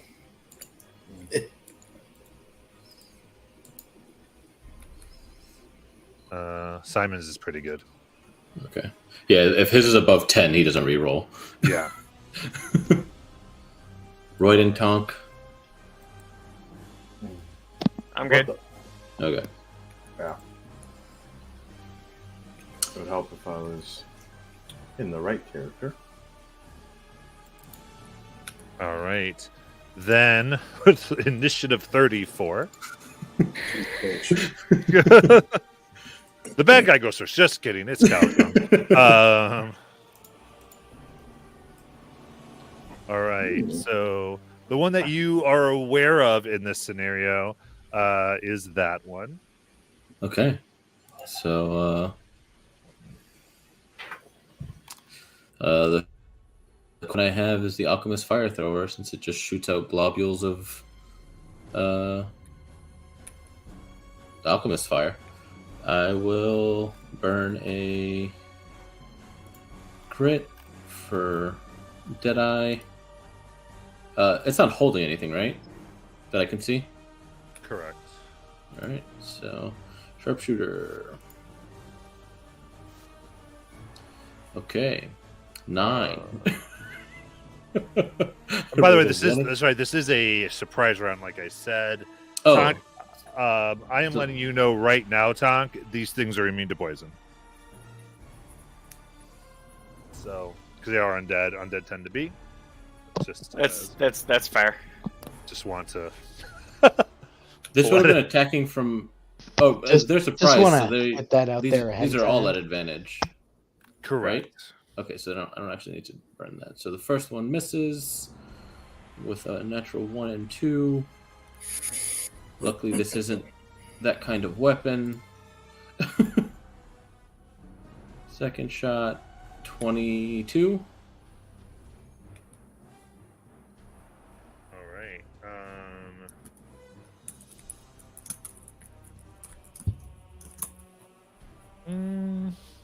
Yeah, we're gonna let that go. So 22 is going to hit. Okay, so it's going to be 19 fire damage. Third shot is a 26 for 20. And then if there's any way I can bonus action hide behind something, I would do that. If not, I don't know if there's anything that I can hide behind, or if there's like there's a little outcropping of stone right there.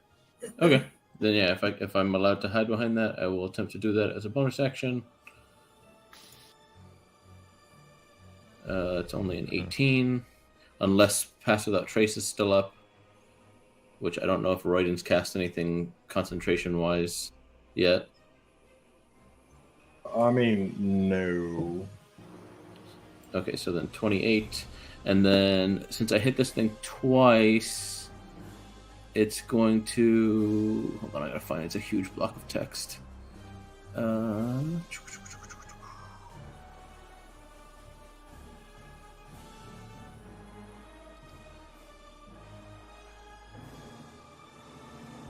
So it's going to take 2d6 at the end of its next turn.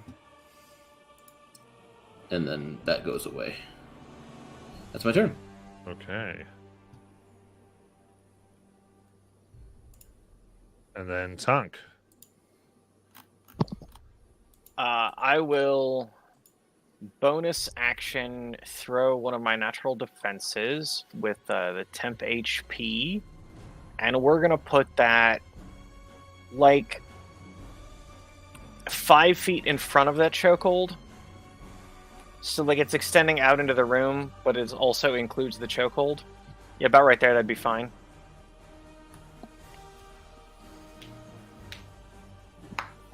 And then I'm gonna firebolt this thing.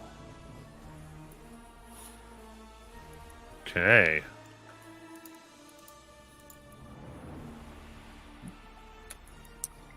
Uh,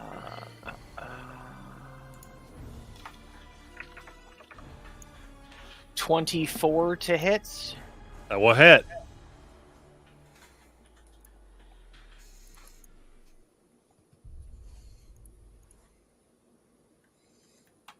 For 19 fire damage. Okay. Very good.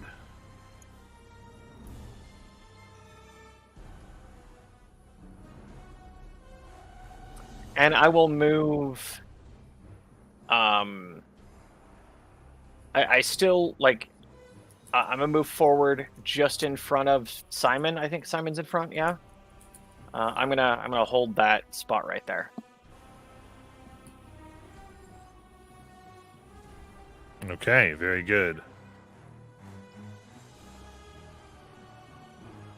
Perfect.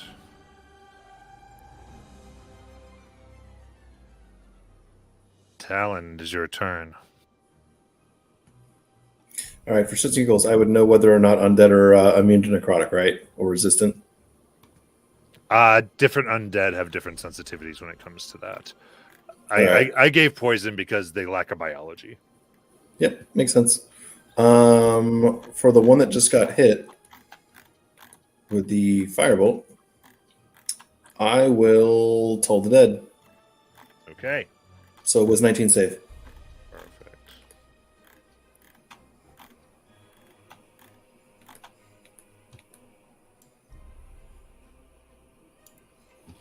Yep, that is going to be a 24. Fuck me. All right. So that's no damage, correct? Correct. Awesome. Well, shit. That's me. All right. So it goes on as you try to pull it out and just looks, and you see a smile kind of crack on its face. Simon. All right. I guess I'm gonna just run up to that first one. Focus. So have it make a dex save. All right. So as you run up, you become aware of these other creatures a little more. Dex. Good. That is going to be 18. That is going to save, so takes half of 5. Okay.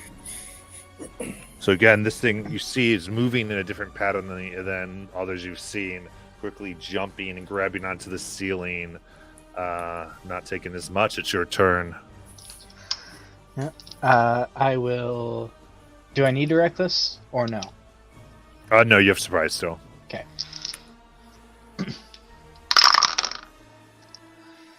17 to hit. 17 hits. Sweet.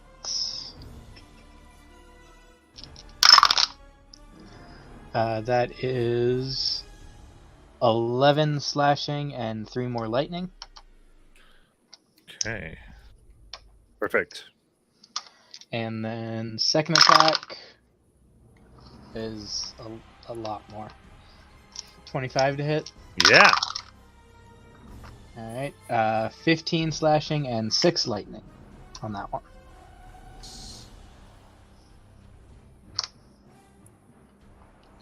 Okay. Very good. You strike out. It's looking in worse shape as it grimaces. And that will be it for me. Okay. Royden. Yeah. So I while getting on or on Sid there, I kind of on my way up to where Simon is. I fire 2 shots at what he is currently occupied with. And then I will tell, well, I guess what I tell Sid depends on what happens. 15 for the first one. Oh, wait, they're advantage, right? Or something like that? Yes. Okay. That's 21 for the first one. All right. And a 27 for the second. Oh, that's a cool mini. Here, Yeah. lizard. Oh, that's... Okay. So that's going to be 10 piercing and 10 radiant. Okay. And then if it is still up, I will, Yes. using my bonus action to tell Sid to bite. All right. And that will be a 22. And That hits. that's going to be 10 piercing and 4 acid. Nice. Very good. And that will be, I'll say, kind of in between there. On them. All right. You see it falling apart, having huge problems now. What did you want to say? Oh no, I'm just saying, like, I'm, just staying in that position, kind of bracing myself. Do I see those other creatures? Yeah, you moved over there. So yes. Okay.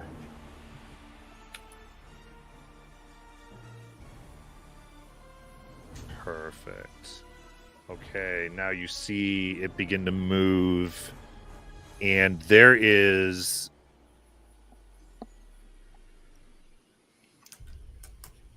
Tonk, I'm going to say you're the first to notice, and you might call this out as it turns. The room fills with tiny spores that begin to emit from its body. Yeah, I'll holler out. Spores in the air. Going to be of a purplish nature. Now, Caldrum, it is your turn. At the beginning of this turn, what I need you to do here is you naturally feel yourself begin to shake. Its presence here becomes magnified as it stares at you. I need a charisma saving throw. 22. 22. Okay. You are able to resist. And you may take your turn. Is this something that I could call out? Or no? How so? Like, it looked at me funny. Be careful. Sure. You can say that. There's no reason you can't say that out. Yeah. Okay. It's funny looking. I will burn a grit for this first shot. And sharpshooter with the fire thrower. Or actually, I don't have to burn grit. Or was I considered hidden? I guess is a better question that I should be asking since I hid last turn. Oh, yeah. Did you do a stealth check for me on that? It was 28. 28. Since Yep, the, you'd be. Yep, you can strike okay. from hidden. So, then, hold on, let me check my other thing. It's not holding anything.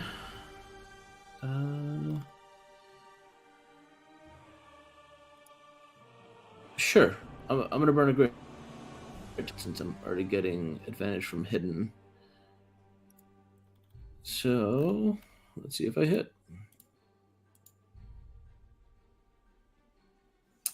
17. That will hit.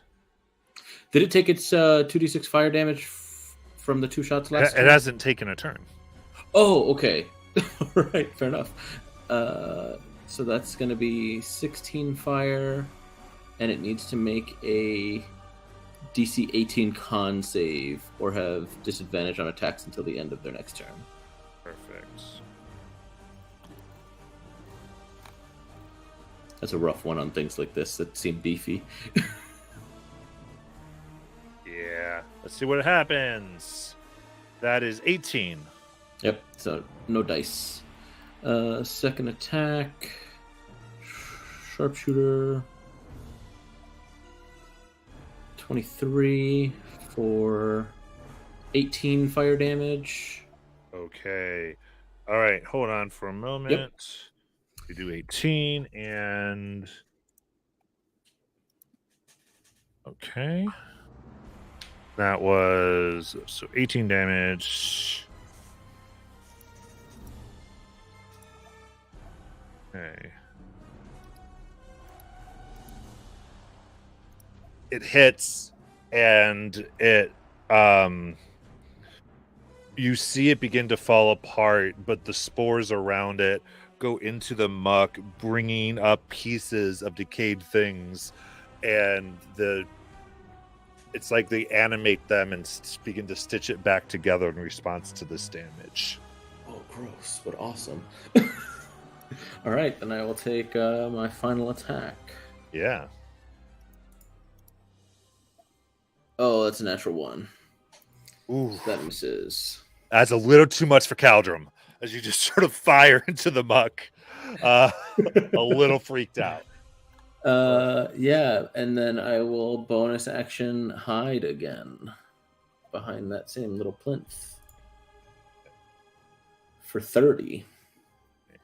Because I believe Royden's a little bit out of range. Yeah, absolutely. So what I'm saying is this thing's aware of where you are, but you do have the hide condition. Sweet. Right. Tonk, it's staring at you. I'll need that wisdom save.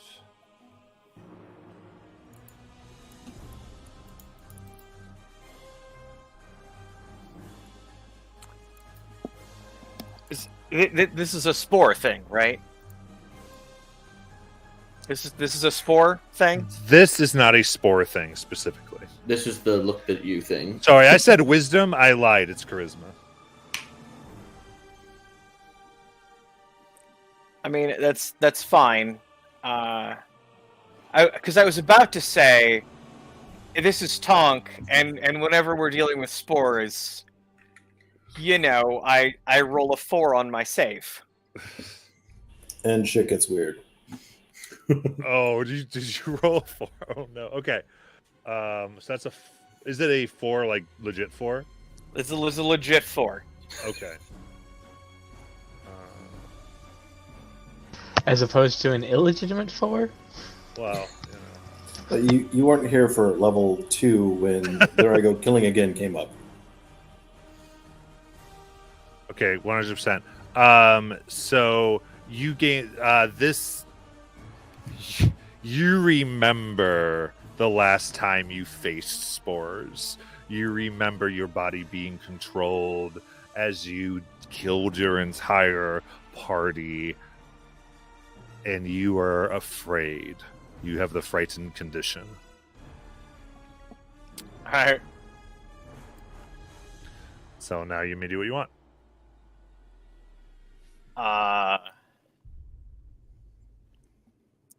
Cool. Cool. What would Tonk do?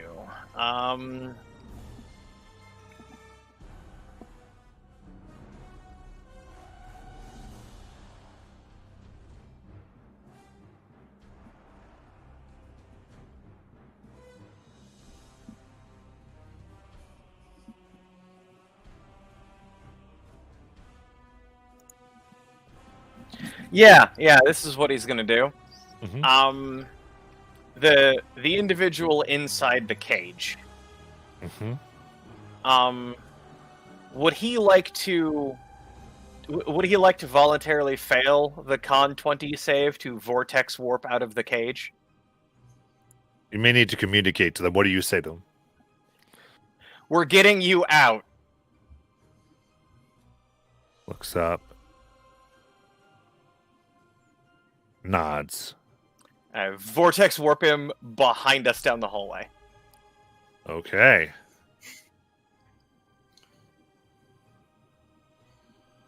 Ah, there's a naked man behind me. Not the first time. And at this point, oh, also, I'll get some temp HP. That's the other thing I'm gonna do. Yeah, because your plant blooms. Yup.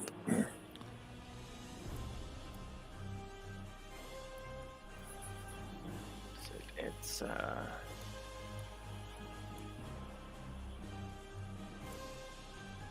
13 temp HP.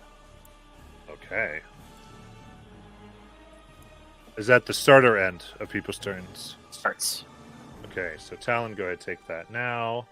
Is that turn done for Tonk? Yep, that's it. Okay. And Talon, it stares at you, and I need a charisma save. This is a You frightened got it. effect.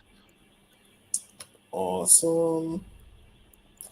It's going to be a 16. A 16 will not make it. Uh, What flashback does Talon have on that? oh, man. That's got to be a negative flashback, right? Something that would be fear oriented that you'd be scared of. Oh, a moment out in the Shadowlands when Talon found himself surrounded by multiple large, angry, scary undead that surrounded him and started creeping towards him, and he had to sort of crawl backwards in abject terror. Very good. All right, then is your turn.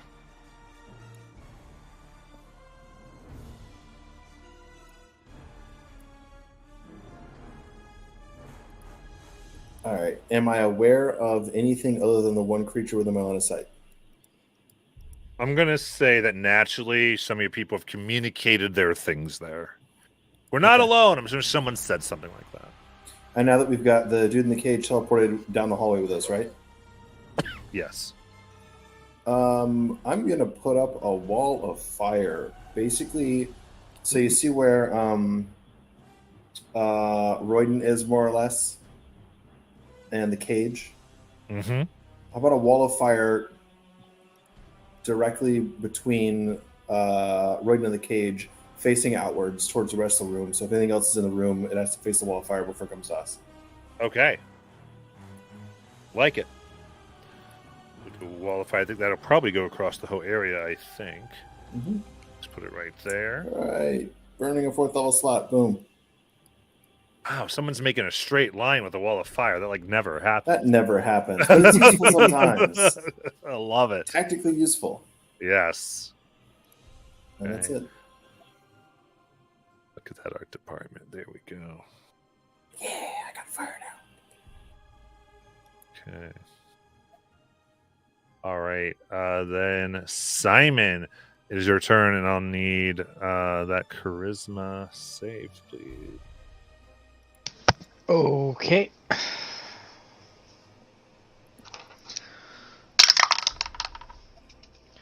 It's a total of 14. Because Okay. What happens to Simon that gets to his base fears? he flashes back to a time and a place that he does not recognize, but he does remember feeling hopelessly alone and without anybody, just alone and by himself. And now that he feels like he has someplace to belong, he now absolutely hates that feeling. Okay. But You gotta he's throw- gonna swing at the thing in front of him. You got it. This can be a disadvantage. He's gonna reckless to make it a flat roll. You got it. 27 to hit. That will hit.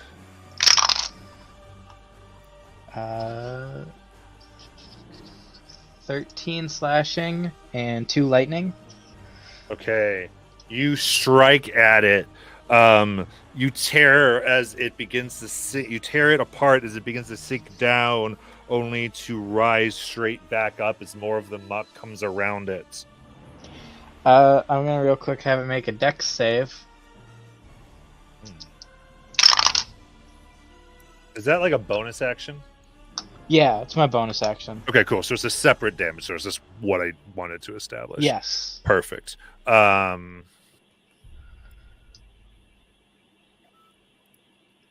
Yeah, I that's used a half 9. of my attack action, and I'm gonna use the bonus action because I forgot to do it at the start. So dexterity saving throw. 9. Fails, so it takes the full 5 damage. Okay. It's shocking it, and as it seems to obliterate more mass, more muck seems to come in and fill in the gaps. Alright, and second attack, reckless again Got for a it. flat roll. 21 to hit. That hits. 1 lightning and 20 slashing. Okay. Now this hits, and this is different.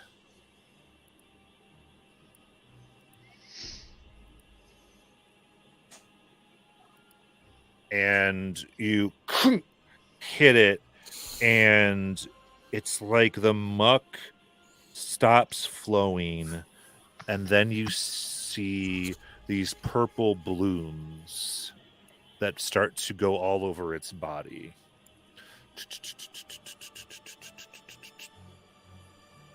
And you see it fill in the gaps, and then the blooms explode. And a cloud of spores surrounds the area. This will be in a 10-foot cube.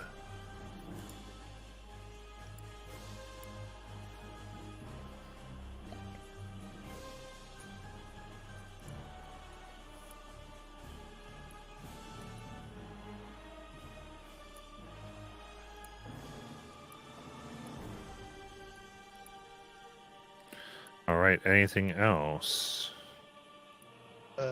No, that was action, bonus action, and it's still there, right?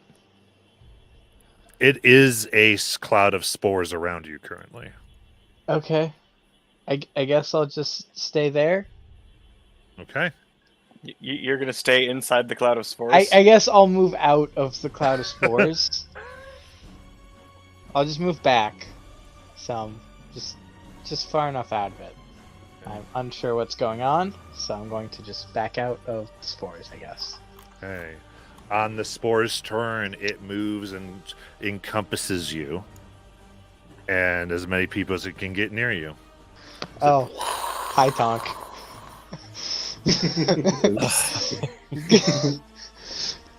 Are you sure I shouldn't have just stayed there?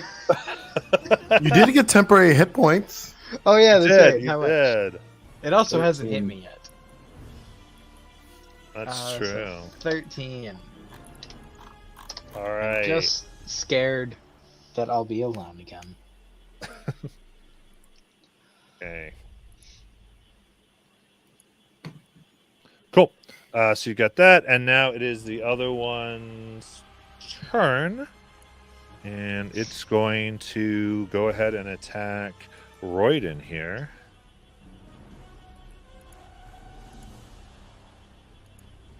Let's do this. First hit, as it tries to slam into Royden, is going to be a 19.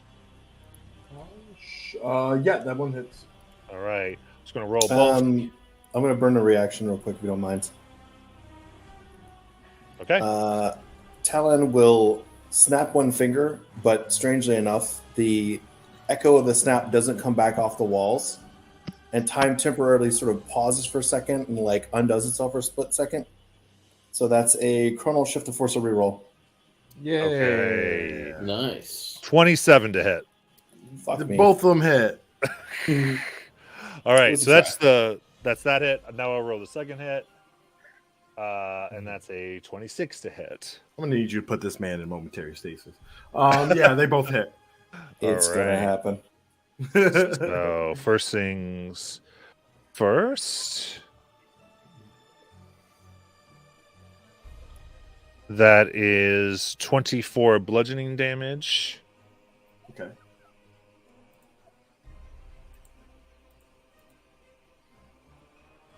Oof. That is 30 necrotic. Okay. And I need a con save. God. On save. That is a 13. Okay, then that 30 reduces your max by 30. All right. Oof. Wait, Jalen's used to this. He played in your Citadel game. This hits, and it's as if the spores you kind of you see these purple blooms start to go within the wounds and almost cover it from the bludgeoning that kind of breaks open the skin, and then they expand, ripping you wider. Ooh, gross.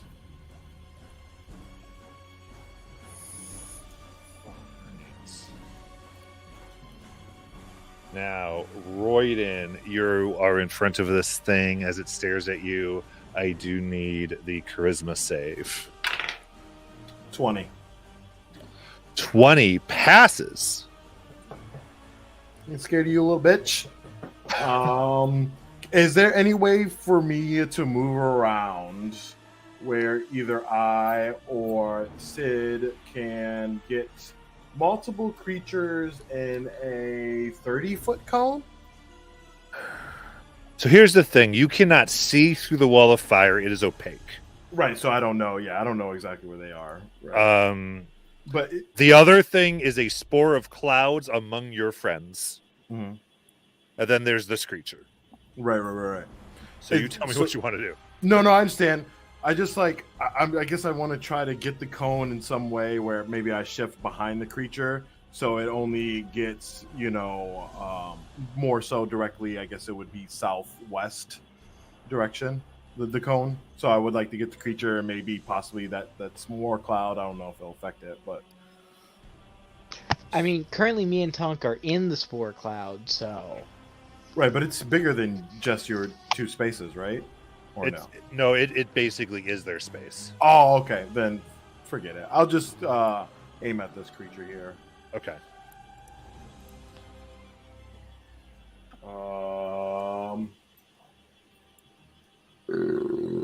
And I kind of like, it looks like Royden's kind of doing what basically I did, is belching, and he like kind of like looks like he's about to throw up, and you guys are like, oh shit, this is the worst time to like throw up, and instead he just kind of takes a deep breath, and out of his mouth comes a spew of acid. Ooh. As he is able to hone in the power of his Drake and Drake breath this monster, and it will need a dex save. Yeah. Love it. that's some serious indigestion you got there. That's an 18 on the deck. No, I lied. 16 on the decks. Woo! That fails. 18 was the DC. And that is going to be 27 acid damage. Nice. And then I will fire at it with my bow. And Okay. You have the appropriate thing for point blank. no, I'm gonna roll twice here. Okay. That's gonna be 18. 18 will hit. All right. And that's going to be 6 piercing, and then 6 radiant. Okay. And Is then- that magical piercing? Oh yes, it's a magical ball. Perfect. And then the bite attack from Sid, as I command to do so, will be a 6 plus 14. 14 misses. All right, and we will stun faster.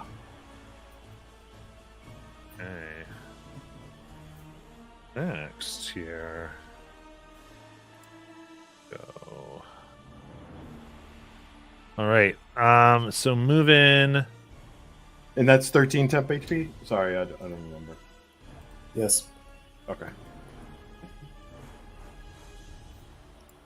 Okay. Perfect. Oh, that's right. It attacked.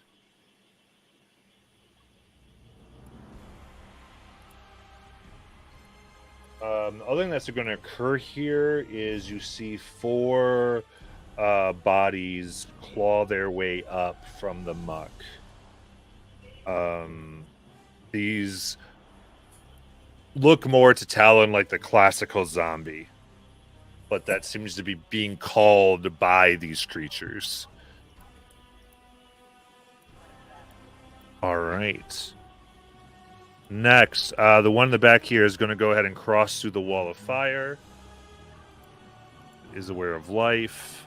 Bird, baby bird. Is that a dex save as they cross through it? 2 seconds and I'll tell you. That's going to be Dex 19. Dex 19. The one furthest from the cave. All right.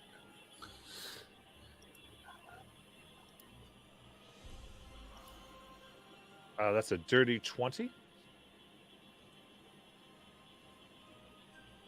So I believe So that's half of the damage Half? you. Yep. Yep.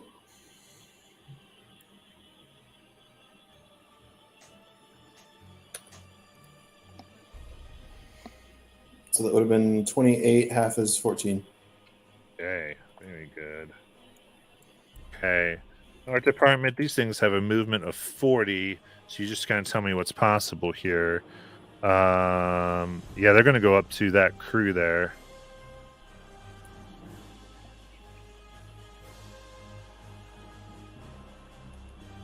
And this is a shambler, more predatory, so it'll go to Tonk, even though that's probably the one it's going to miss. But that's what it's going to do. All right. Outright miss. 27.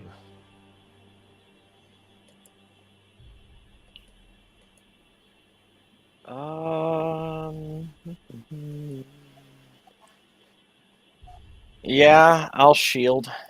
Okay. So bounces off your arcane protection. Is it in my area? It is. You can do your thing. Okay. Follow reaction to sentinel attack it. And I'm not scared of this one, so my reckless from before carries up, correct? As long as you're in, you are scared of these things. You're frightened. You're still frightened. Okay, I'm scared of everything. Okay, so it's just a flat roll. You are then? within line of not Okay. the disadvantage applies. Is the short answer. Yes. Okay. 19 to hit. 19 will hit. 14 slashing and 1 lightning. Okay.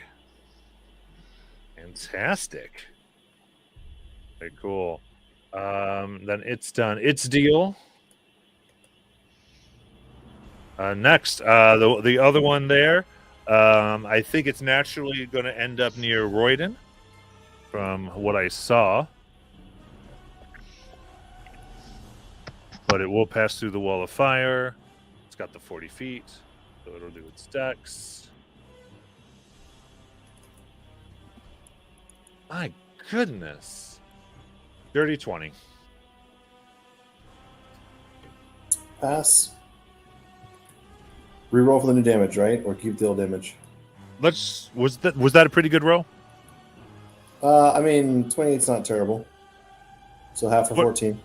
Okay. Let's keep it. All right. Then it's going against Royden. Is that flanking art or not? I can't tell quite from this one. It doesn't look like it. Okay. So here we go. That is a 25 to hit. Are they trying to hit me or the Drake? You. Okay, yeah, that hits. And then the second attack would be 23. That will hit as well. Okay. So that's both hits. So it's going to be.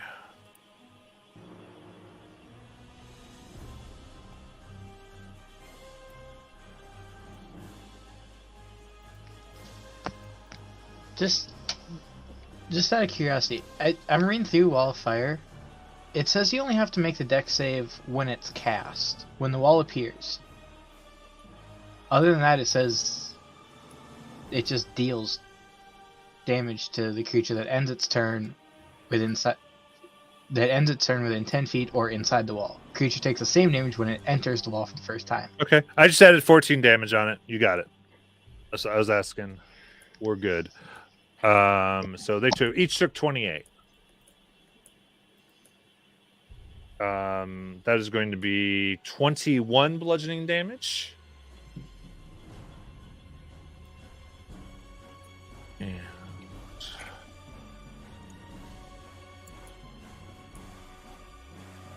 that will be 14 necrotic and another con save.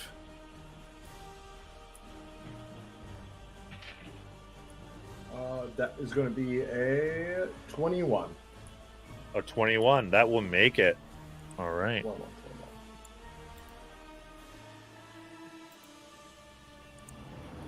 So, did you reduce your max from before? Correct. Okay. I'm going to say. Very cool. That's its turns then. And we are up to Caldrum. No, you saved from the fear effect, right? I saved last time, yeah. Okay, so you're good then. Okay.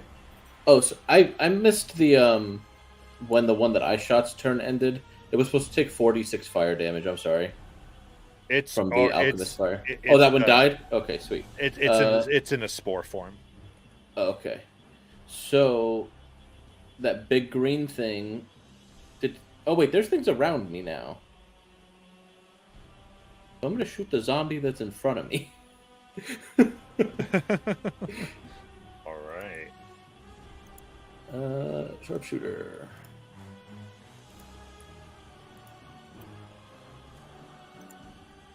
Uh, 11. Okay. 11 will miss. All right, second attack. Worse. Third attack, 25 25 hits. for a whole 16 damage. Okay. Um, 16.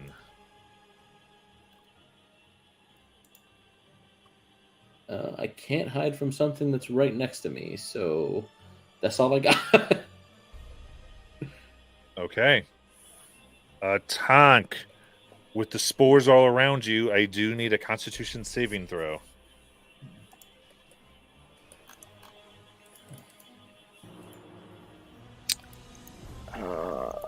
Right. I am better at these.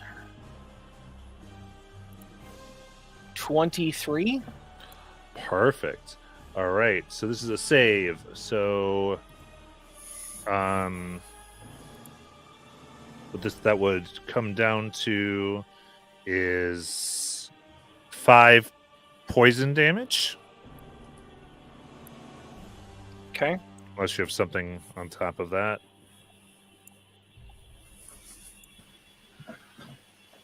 And 2 necrotic.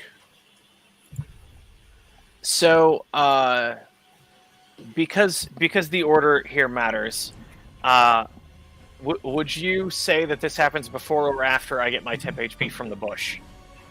I mean, it really happens at the same time, but I'm okay with it.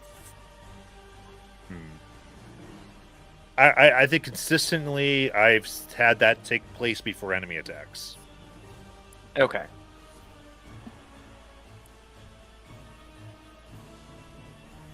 In fact, I always have, because usually that's the beneficial one. So that's what we've always done. Okay. That's fair. The temp HP is 12 this round. Right. And if people need it.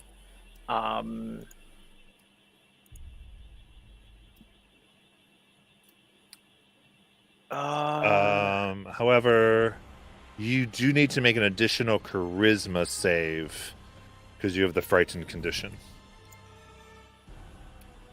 I'm going to use an inspiration for this Right. to get a 19. I'm sorry. Can I flash of genius myself on that one? I believe you are allowed to use that when you know you fail, right? Or is it before you know the result?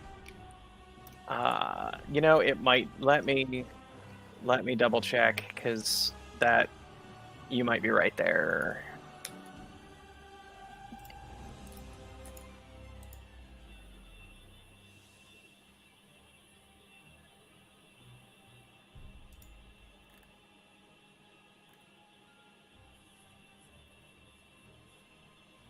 It just says when you or another creature you can see within 30 feet of you makes an ability check. Oh, no, there's a more in-depth.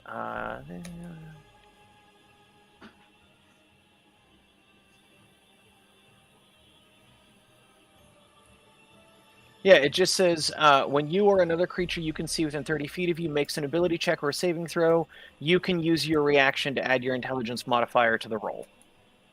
And go for it. So you will pass. Okay. So do I lose the frightened condition? You do. Fantastic.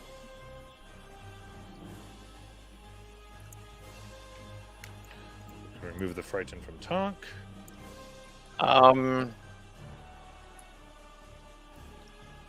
So here's what we're going to do. I'm going to cast Dragon's Breath on Jet.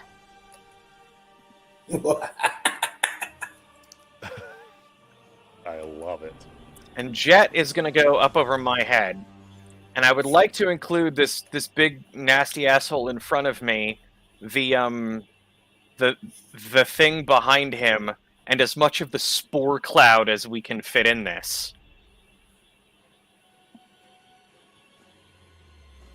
Okay, sounds good.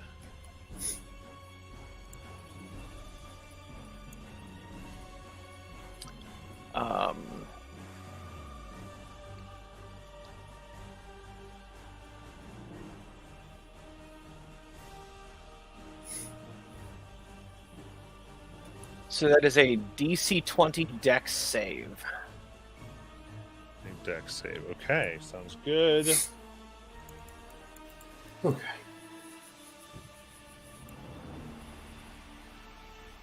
So the spore cloud fails and the big guy fails.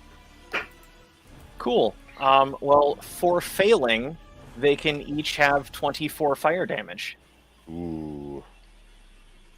Good. Let's see. This looks like. All right. The fire goes out, ignites the spores. The spores are gone. You have cleared it, and that enemy is officially slain now. All right. 7th time's the charm, apparently.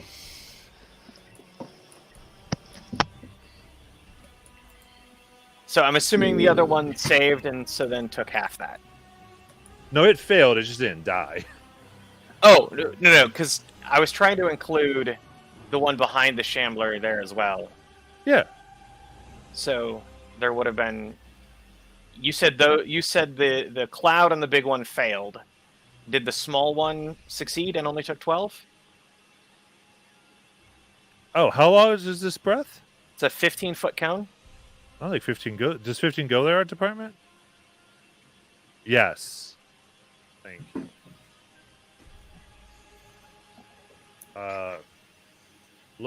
Look at that. It has a +0 and got a natural 20. That's 11, right? I think. Or 12.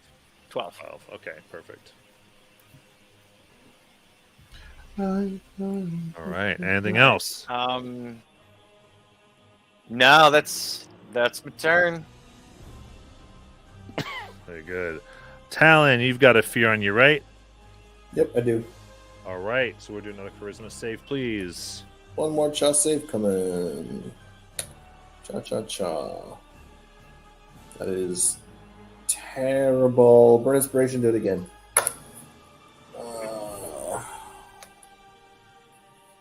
That is still terrible. It's an 8. Okay. So Worst save ever.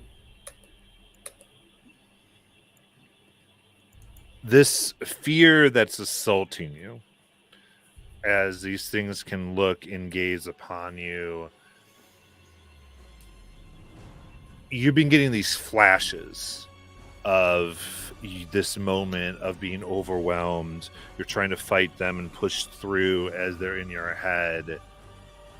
But around you now, the scene of terror and these emotions, you're truly reliving them. You're no longer remembering them. They're not the forefront of your mind. Your heart is racing at the same speed. You are sweating. Your heart rate is elevated.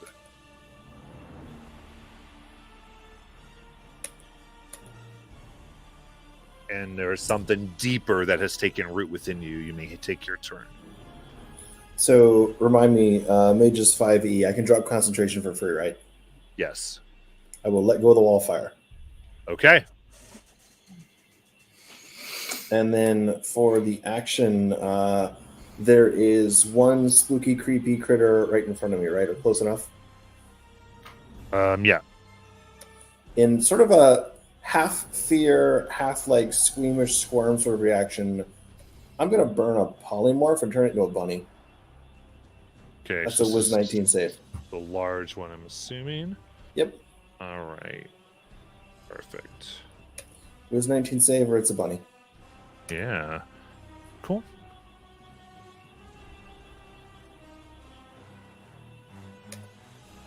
Only a 16. It's a bunny.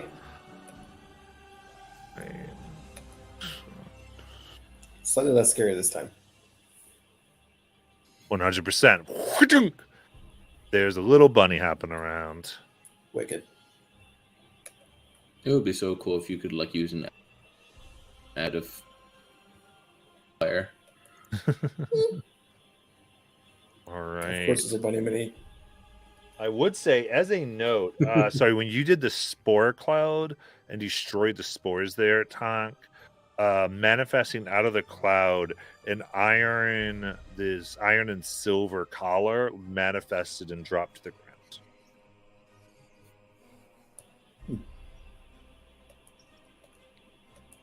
Right. All right. Anything else for Talon? Nope. All right, Simon. Alright. Do I have to make a charisma save again? Yes. Okay, I'm gonna go ahead and burn inspiration for that.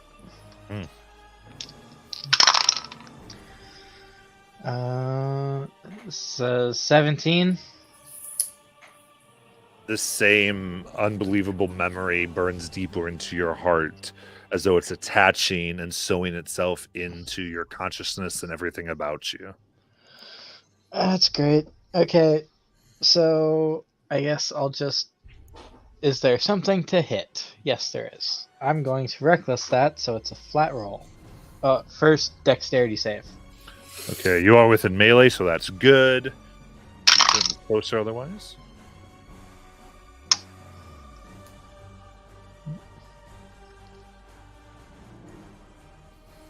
What'd you get to hit?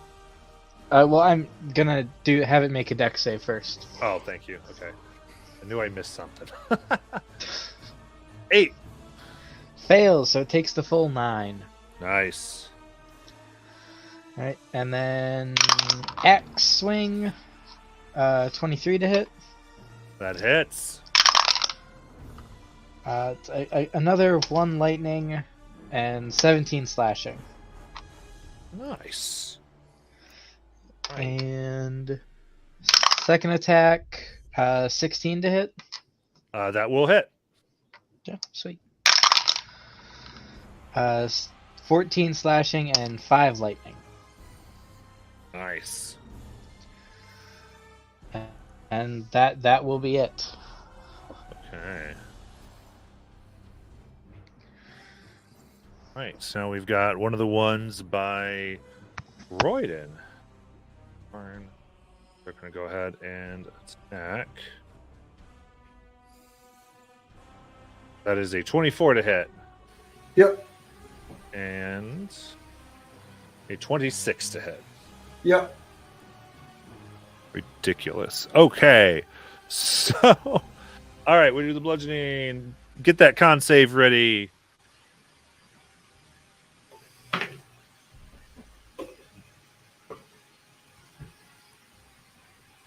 The con save is 5. Okay. So, it rips open with its hands a wound in your chest for this is 25 bludgeoning damage. And then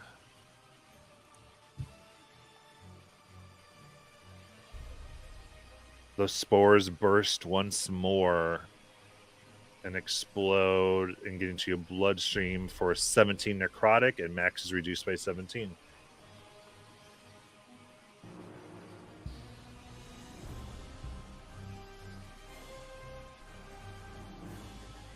All right.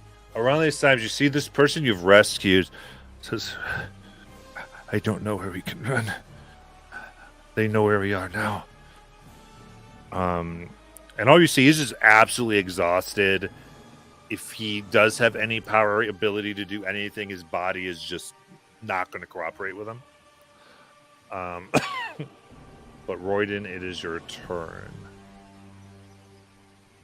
Yep. I will clap back at the thing that attacked me. Let's cut. All right, and it's up in my face, right? Mm-hmm.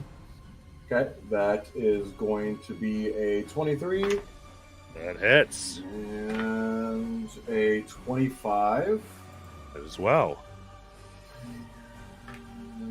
That's terrible. 14 piercing and 12 radiant. All right. And then Sid will bite. It's going to be a 24. That hits. And then. Or 6. And then 10 piercing damage, and then 1 acid damage. Okay. And then Sid will actually use, when I was attacking, use her reaction to add acid damage to my last bow attack, which would be another 6 acid damage. perfect. Infused strikes. All right. Does look like its form is diminishing. And that's it all. All right. Now it is the one that is up for an impersonal.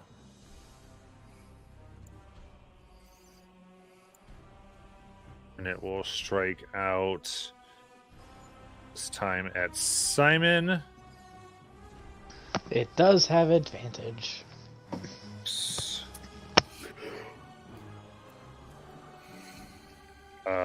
27 to hit. And 25 to hit. Just out of curiosity, how beat up is Simon looking? Not much at all, or I haven't been touched okay. until now. All right. So this is gonna be the first damage I take. Yeah, so bludgeoning is going to be 31, I believe, reduced to 15. Okay. And then to give that con save, please. Oh no, con save. 23. Yeah, that's going to be 18 necrotic.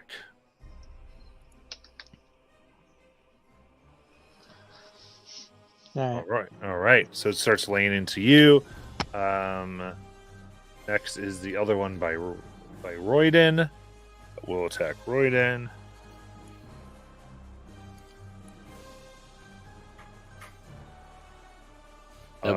Nope, that's a different person. All right, dirty 20. And a 24.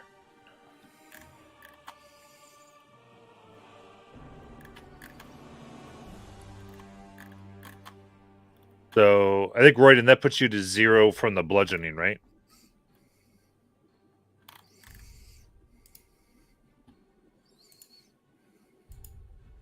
Jalen, you're muted. My bad. Yeah, it does, most likely. Yeah, I mean, it's going to. And then what's more important here is going to be this con save for the 23 necrotic. Oh, yeah, we'll do that. That is a 12. Okay, so then you're going to go down by 23 on the max HP. Important piece of that. Soul's gonna be real upset that we killed that we got her dad killed. Yeah, maybe.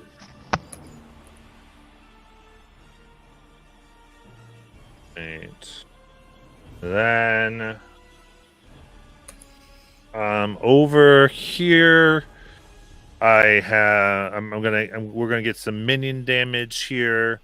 So essentially Simon, you're going to, this is the half thing, but go ahead and take an additional bludgeoning. And then Cal. How much? One. 1 bludgeoning? Mhm.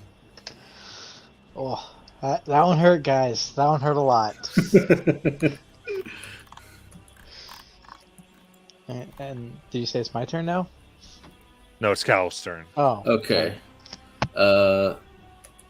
Yeah. So this guy just said they know we're here. Tonk, is it okay if I pull out Convergence now? The DM is going to say about these creatures, not about the whole group. Oh, of people. okay. I just don't want the DM saying something weird to cause you to make something that's going to be bad. Okay. I appreciate that. So then I will not do that. But there is a zombie next to me, which I don't want next to me. The thing is, I have limited shots on the frickin' fire thrower. I can't keep rolling as bad as I've been rolling, right? That doesn't happen. Sharpshooter. 20 to hit. All right, that's just this zombie in front of you. Yeah, Okay. Yep, hits. because I just don't want it around. So that's going to be 20 fire damage. Okay, that's gonna take it out. All right. The Hulk in front of Tonk and Simon. What I'm going at next. And I'll burn a grit for that. For the advantage, because there's no point in attacking these things. Con 25 to hit That hits. for a max damage, 21 fire damage. 1. Okay. And then final All shot. right. So the 21 fire goes there as it transforms into a spore cloud. And the spore cloud isn't like targetable by attacks? Is that It the is. understanding? Okay. So is that correct? 10 misses on the spore cloud? Yes, 10 will miss the spore cloud. Okay. So then I will try and hide behind that little outcropping again. I'd say because of what you're trying to throw, you can't get it to break Yeah. at the same point as a cloud of spores. Yep. You're like, this is weird. 17. Doubt that's going to do it, but it is what it is. All right, Tonk. I'm assuming I'm in the spore cloud from the one that just popped up. Yes. In our department, Tonk is no longer frightened. If you could take his thing away, appreciate it. So I need to make a con save. Yes, this will be a con save.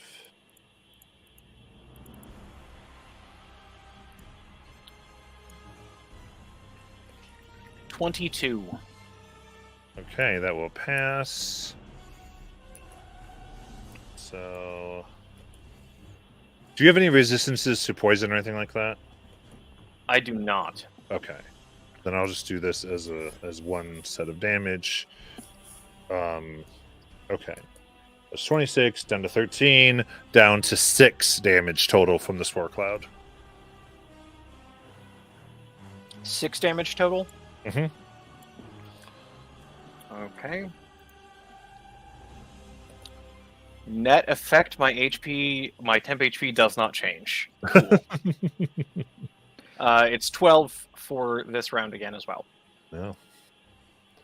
Very good. So Jet would like to get the cloud and as many if they could get the little one in that as well. I assume they can because they were able to do that last time. Yeah. I doubt they can because I don't know exactly which spaces the cloud takes up at this point. Yeah, so the cloud. So usually on the cloud at this point, you're going to have to burn at least you or Simon. You have to pick either you or Simon will have to get burned to get the cloud. Burn, baby, burn, burn me. All right. Well, Simon says burn him, so we're Okay, Pyro. Yeah. Hey, I never took off my clothes that gave me fire resistance. I'm so worried about it. True. True. So There you go. All right, so DC 20 dex saves for the cloud and the little dude. Okay. and me, which I fail. Nice. All right. They fail too.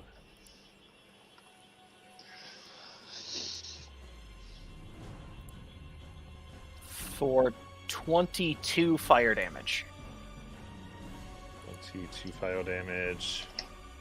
All right. The cloud is destroyed. Nice. And so is that guy. But not this guy. I'm assuming the little skinny thing with their hand up in the air is also another bad guy. Yes, though not a big bad guy, I believe. Because there was only 4 biggies. Cool. So, is there just the one biggie now? 2 biggies. There you go. Thank you, Arthur. You see the 2. There's like they're right next to each other behind the Drake. Okay. Does one of them look more jacked up than the other? That is correct. The larger one is more jacked up. Cool. I will shoot him with a firebolt.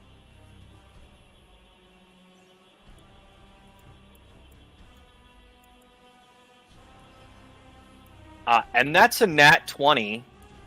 Nice. I'll take that.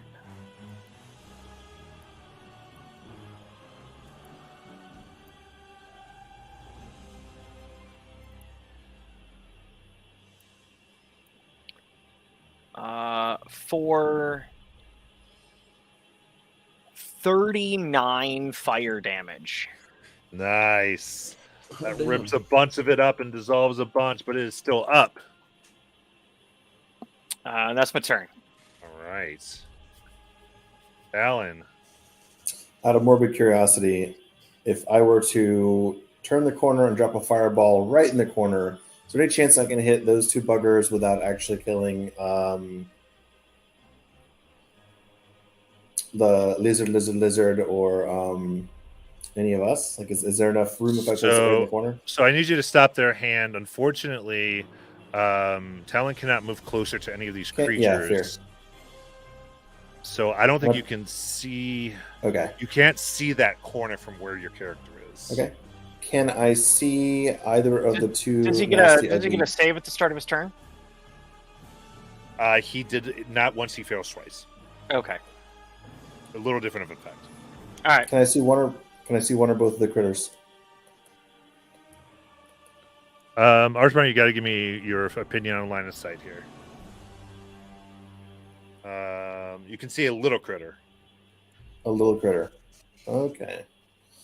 I don't want to burn that spell. Give me 2 seconds. But I think you can know a bigger one's near it if you have a splash type of deal, but it's up to you.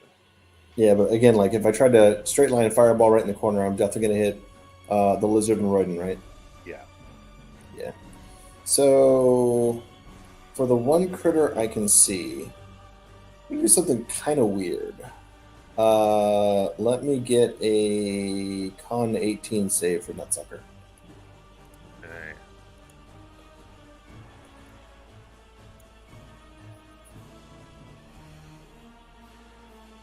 So you said the little one, right? Yep. 14. 14 is a fail. All right. I'm going to burn one of my momentary stasis. So you see Talon reach out like some kind of weird force choke. No, wait. Wrong game. Reach out for a second and like almost like hold it back. Like time around it's like slowing down a little bit. Not quite moving the way it's supposed to, but effectively like holding it in position so it can't really move as long as he's focused on it. Okay. Very cool. It's a fun move right there. I like it. All right. Is that your turn? Yep. Simon.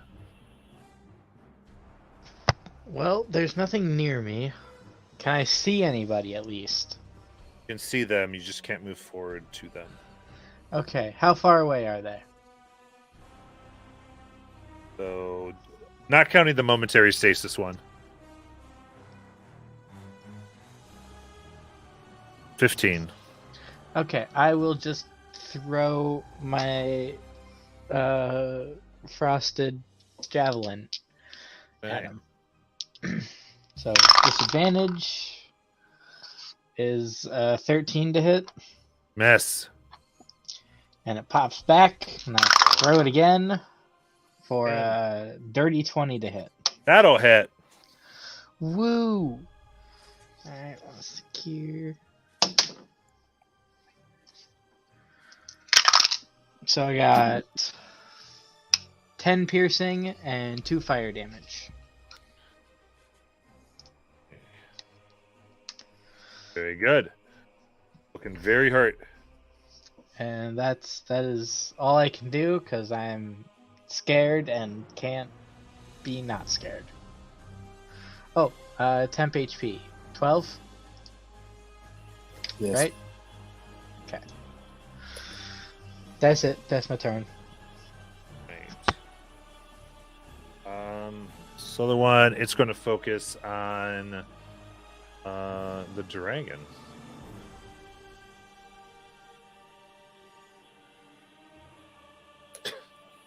Now it rolls bad. 12. The dragon. You're muted, Jalen. He Oh, said he no, was no. gonna- Oh, okay. And then 26 on the dragon. Yeah. Right.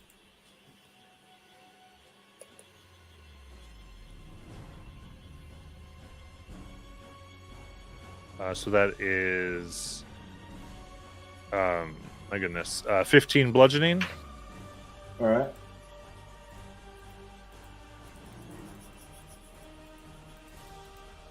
And 9 necrotic.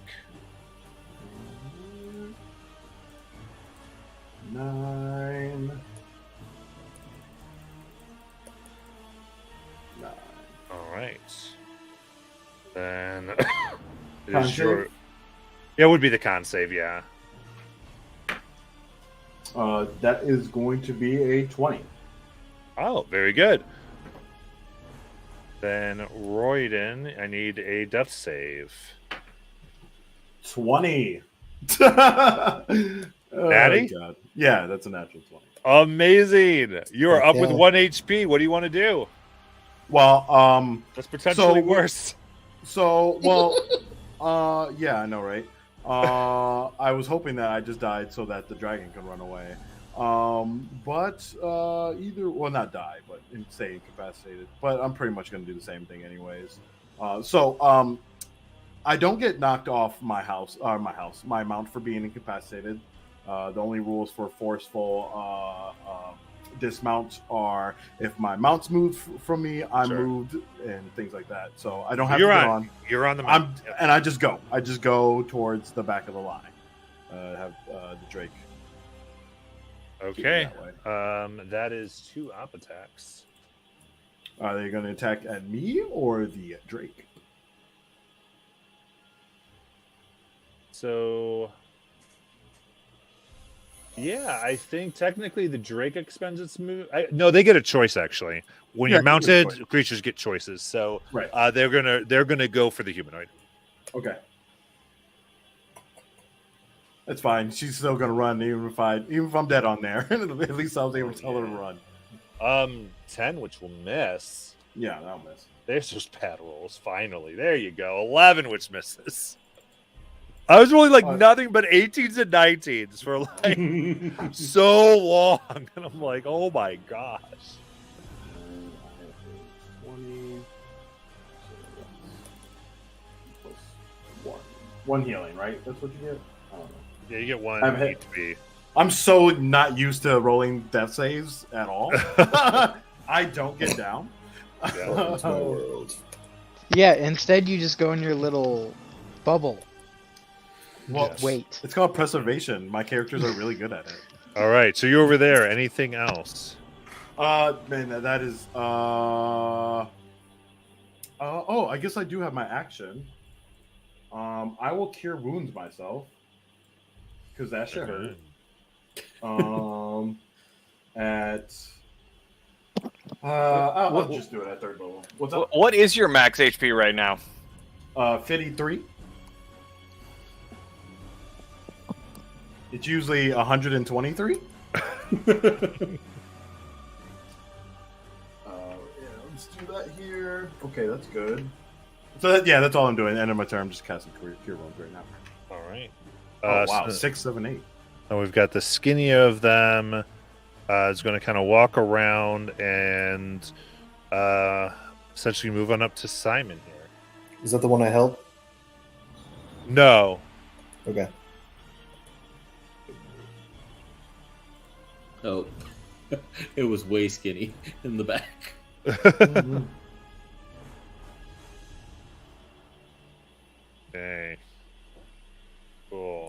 strike. 23 to hit. Yeah, And that will hit. 25 to hit. That will also hit. Okay. Hey, take that, tank boy. All right. That is 31 bludgeoning. You're raging, so have to 15. And So we gotta make a con save. you will for not bad on the necrotic actually.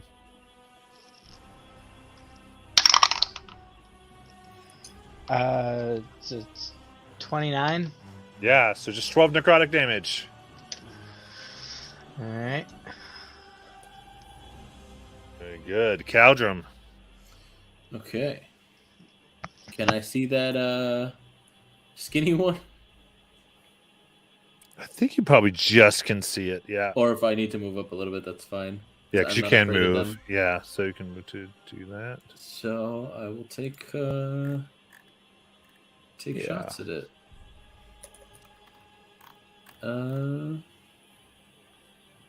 Yep. Sharpshooter. Why not?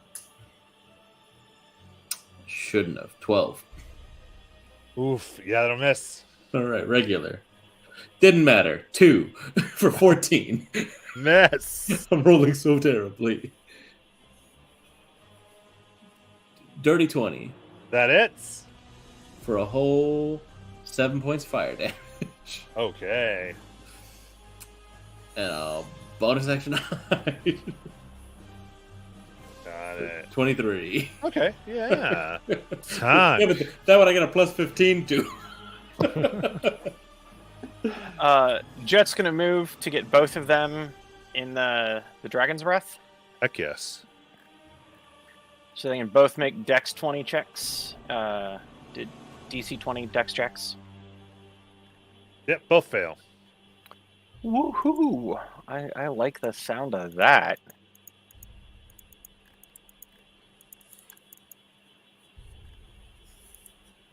For 24 fire damage each.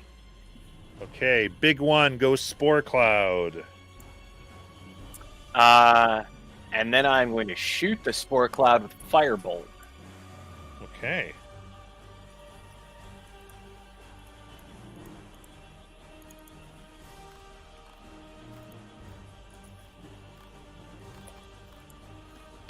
$21 to hit.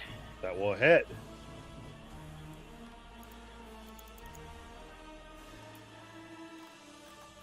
$31 fire damage. That will eliminate that Spore Cloud. I rolled nearly max damage on that. Yeah. Very nice. And that's my turn. Feels productive. Yeah, there we go. Talon. All right, so we've got the one skinny still up and running, right? Yeah, basically. And the bunny in front of me staying put. Yes. Okay. Is it worth wasting a fireball on one critter? I'm on the fence.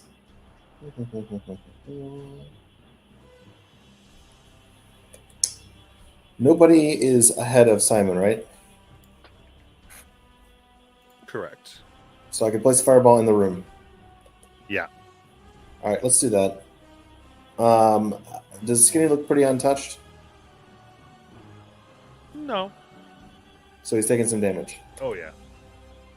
A ton or not? Not a ton. He's not bloodied. Okay. Let's just do a straight up fireball. Dex 19 save. Okay.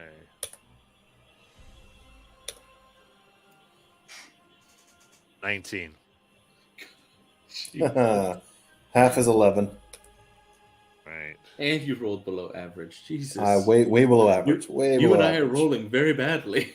It mean, I has thought a about plus casting 1 to Dex. I thought All about of casting them it to are the 10. 0 or plus 1 when they're making this. It is ridiculous. It is, yeah. All right. Con still maintaining the polymorph. That's all I got. All right. They're just very nimble ones. All right. Simon. All right. Is there one in front of me now? 'Cause Yeah. it hit me. Yes, it is in front of you. Yes. Okay. Recklessly for a flat roll. Focusedly. Yes. 25. 25 hits. 13 slashing, 3 lightning. And second one, 23 to hit. Hit. 4 lightning, 11 slashing, and dexterity save from it. Yeah. 4. Fails. Full 6 damage. Nice. And that's... There you go. Nice, quick, clean turn. All right. Nothing fancy. Then Royden. Whoa, boy! I think I can see that one at the end, right? Yeah. The skinny one. Okay. All right, perfect. I'm just going to pop 2 shots. That's a 21 and a 21. Both hit.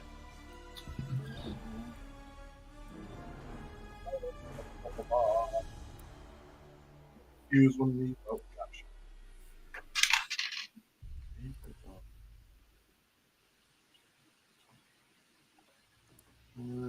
It's 15 piercing and 12 radiant. And then I'm going to infuse one of those strikes with acid damage for 5.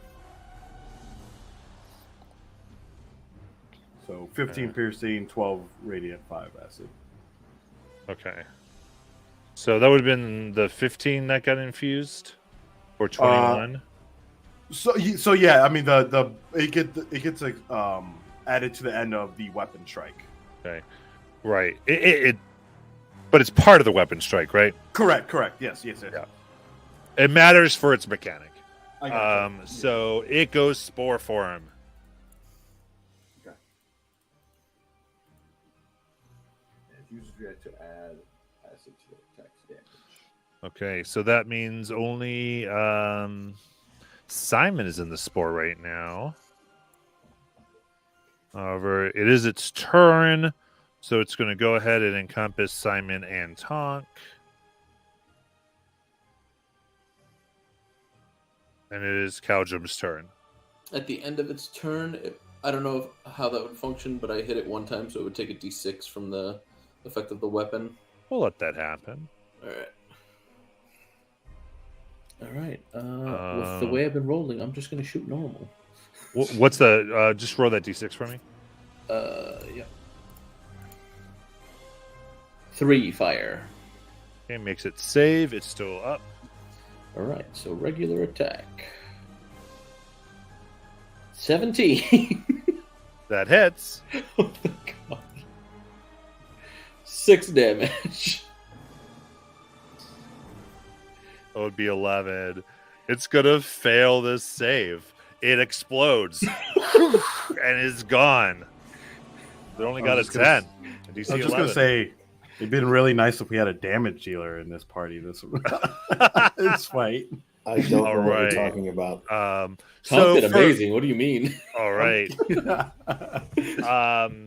What do you want to do with the bunny? Oh. I mean, Put him in the cage. No. Yeah, we can put him in the cage and I can stop concentration. That'd be fine.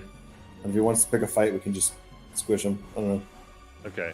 Lock him in the cage. Easy enough. So there's a few more things here, but nothing y'all can't clean up.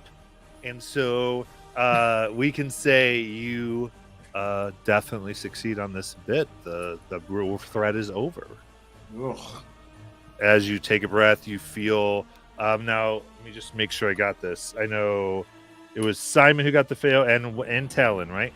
Talon got double frightened. Yeah, and then the double frightened Yep, on Simon. I got the double fail as well. Perfect. Okay.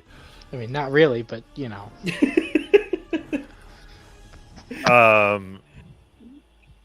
The one you saved kind of looks like, I can't believe you all are amazing.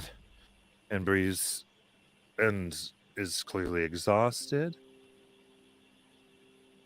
So you're Things telling seem me so that once more. What's your name, that friend? you I am. I am Floating Corpse. Nice. I told you they were code names. so you're How long telling me have that you been here? How do you mean? How long have you been living in Zadash? I was born here. And can I ask when that was? How many years?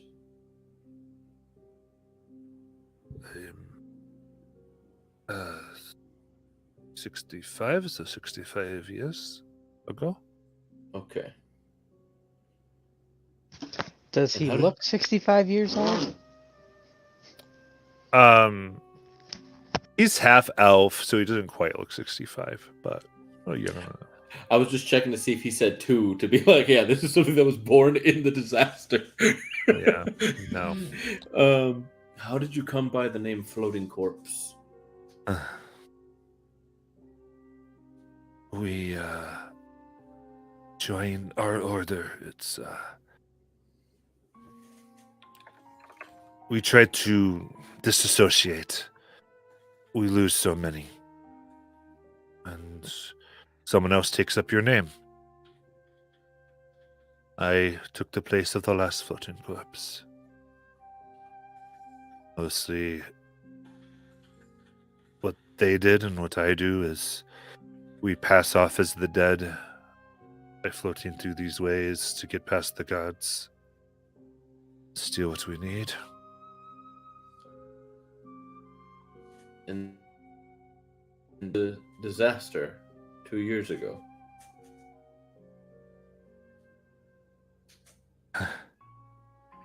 Yes.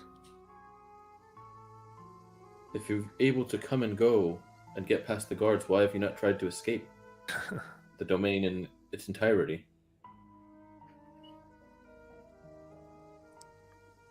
There was a group who did once. At the beginning. And,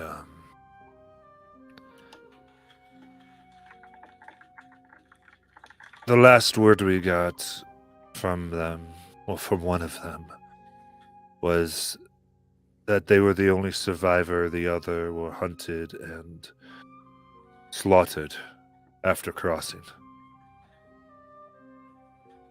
by those on the other side of the barrier.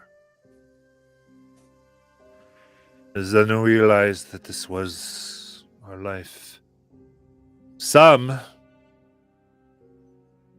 gave themselves over to the Dominion up top.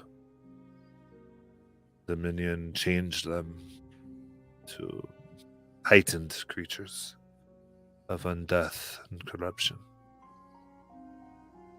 And those of us who, for some reason, try to survive. Dominion, you mean that purple orb in the sky? No. Obviously, you came through the barrier. You look like us.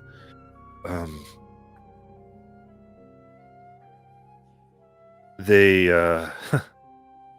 call themselves the Ghoulish Dominion.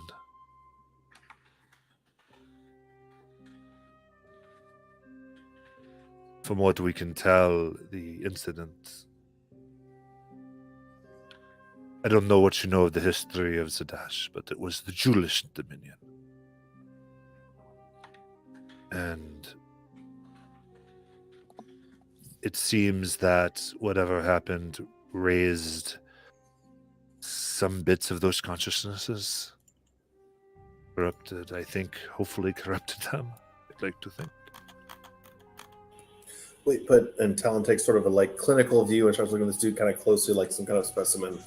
The Ghoulish Dominion, they're not ghouls exactly. Ghouls are much more unthinking. These are a combination of like traditional undead and much more sophisticated, capable undead. What are they exactly? I don't know. No, we don't quite know. What we know is they are Smart as there are many smarter than us. We've been outwitted. The Emperor, especially. The Emperor. Yes, the Emperor of the Ghoulish Dominion. What does he look like? He likes to change his form, but when we face him, he prefers half of rosy-cheeked human and half skeleton. But I've seen him turn into many things. Dragons. Other undead. He seems to be able to customize it. It's been known that he studies magic from the Shadow One. Yes, the Shadow One. We don't see him. We just know he is alive. Not like the others, not on death. So the Shadow One's some kind of powerful mage of some kind or something? Azazel. Maybe. Don't know. What's a Zazel? Singular Zazel? One, it would be Azrael, but Azrael, sorry. he doesn't know, because I don't know. Okay. Who's Azrael? A dark magic user that we know to be working in these lands, supposedly holding back the spread.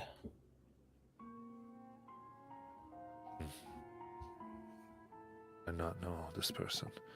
Where are the others that they were telling you that they would release? Or allow you to leave with? Will you permit me to I'm so sorry. Can I go help him get clothes? yeah.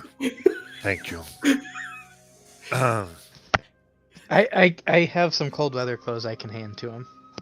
He gets dressed, and you see he takes out what looks like bits of eyes and guck and some things. He begins putting things. He goes, if you don't, I would like your permission to ensure truth is spoken. Ooh, this will be fun. Let's do it. I have no objection to it. Then please give in. And he throws this, he kind of crushes these things together, and it's this black oil, and it comes on and splashes upon all of you. And you would make wisdom saves at this point, but you can give in to it like he's asked. I voluntarily fail. What That, kind of magic is this? there was, of the survivors that we found when we all formed together, someone who was a druid. They knew the arts of nature and began to teach us, except here, nature's different. And so we control the nature around us. And this is what the nature is. So this oil makes us all speak truth, or makes it obvious to you when we're not? I don't know if you lie. It is unable. True lies are unable to be spoken now, as this That's covers different. you. Yes. Okay, Um, but that's true for you as well. Indeed, you see, it's covered. So, what is your intention? Why do you want to know where my friends are? We're looking for a friend, and I wanted to see if she was potentially with you.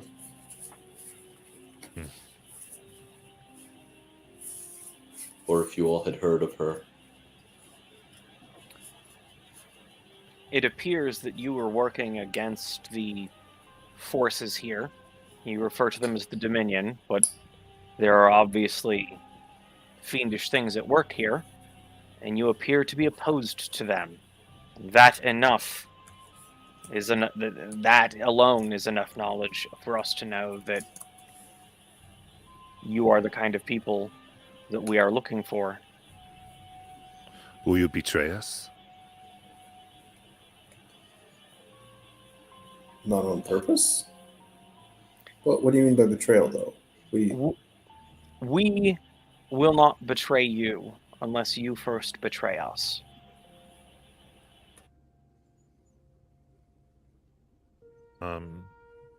So he is going to kind of force everyone to answer these questions. If you don't want to replay it out, that's fine.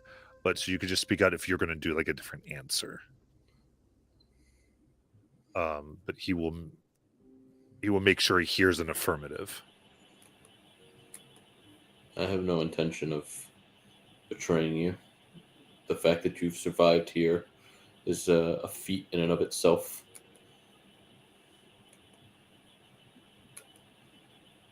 Will you tell anyone of our location?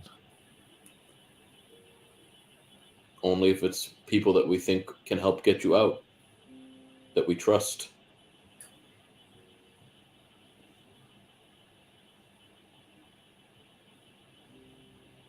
Well, then we are too short on allies for me to investigate further.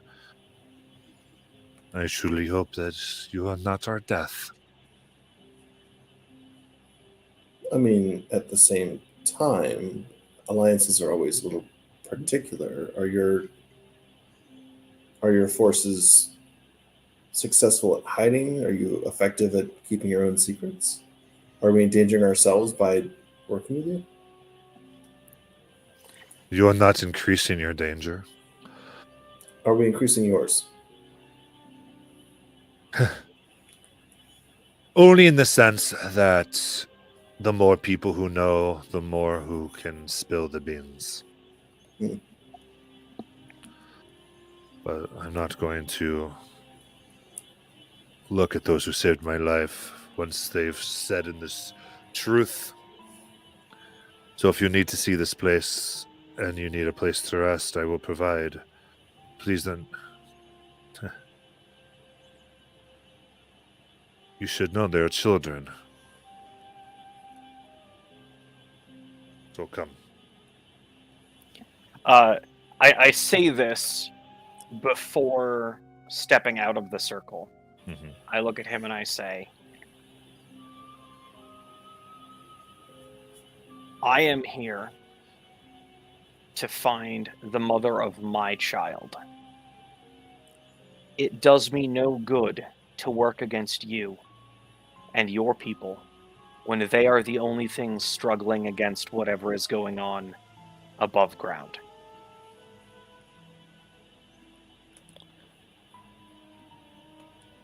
I am not sure how the leadership... I mean, they're not going to kill you, but you may face more resistance inside, but should go. And needs help walking. Very exhausted, and begins leading you through the tunnels. And that is where we were at. Anyone watching, thank you so much, and we will see y'all next week with what comes next here in the Deadlands.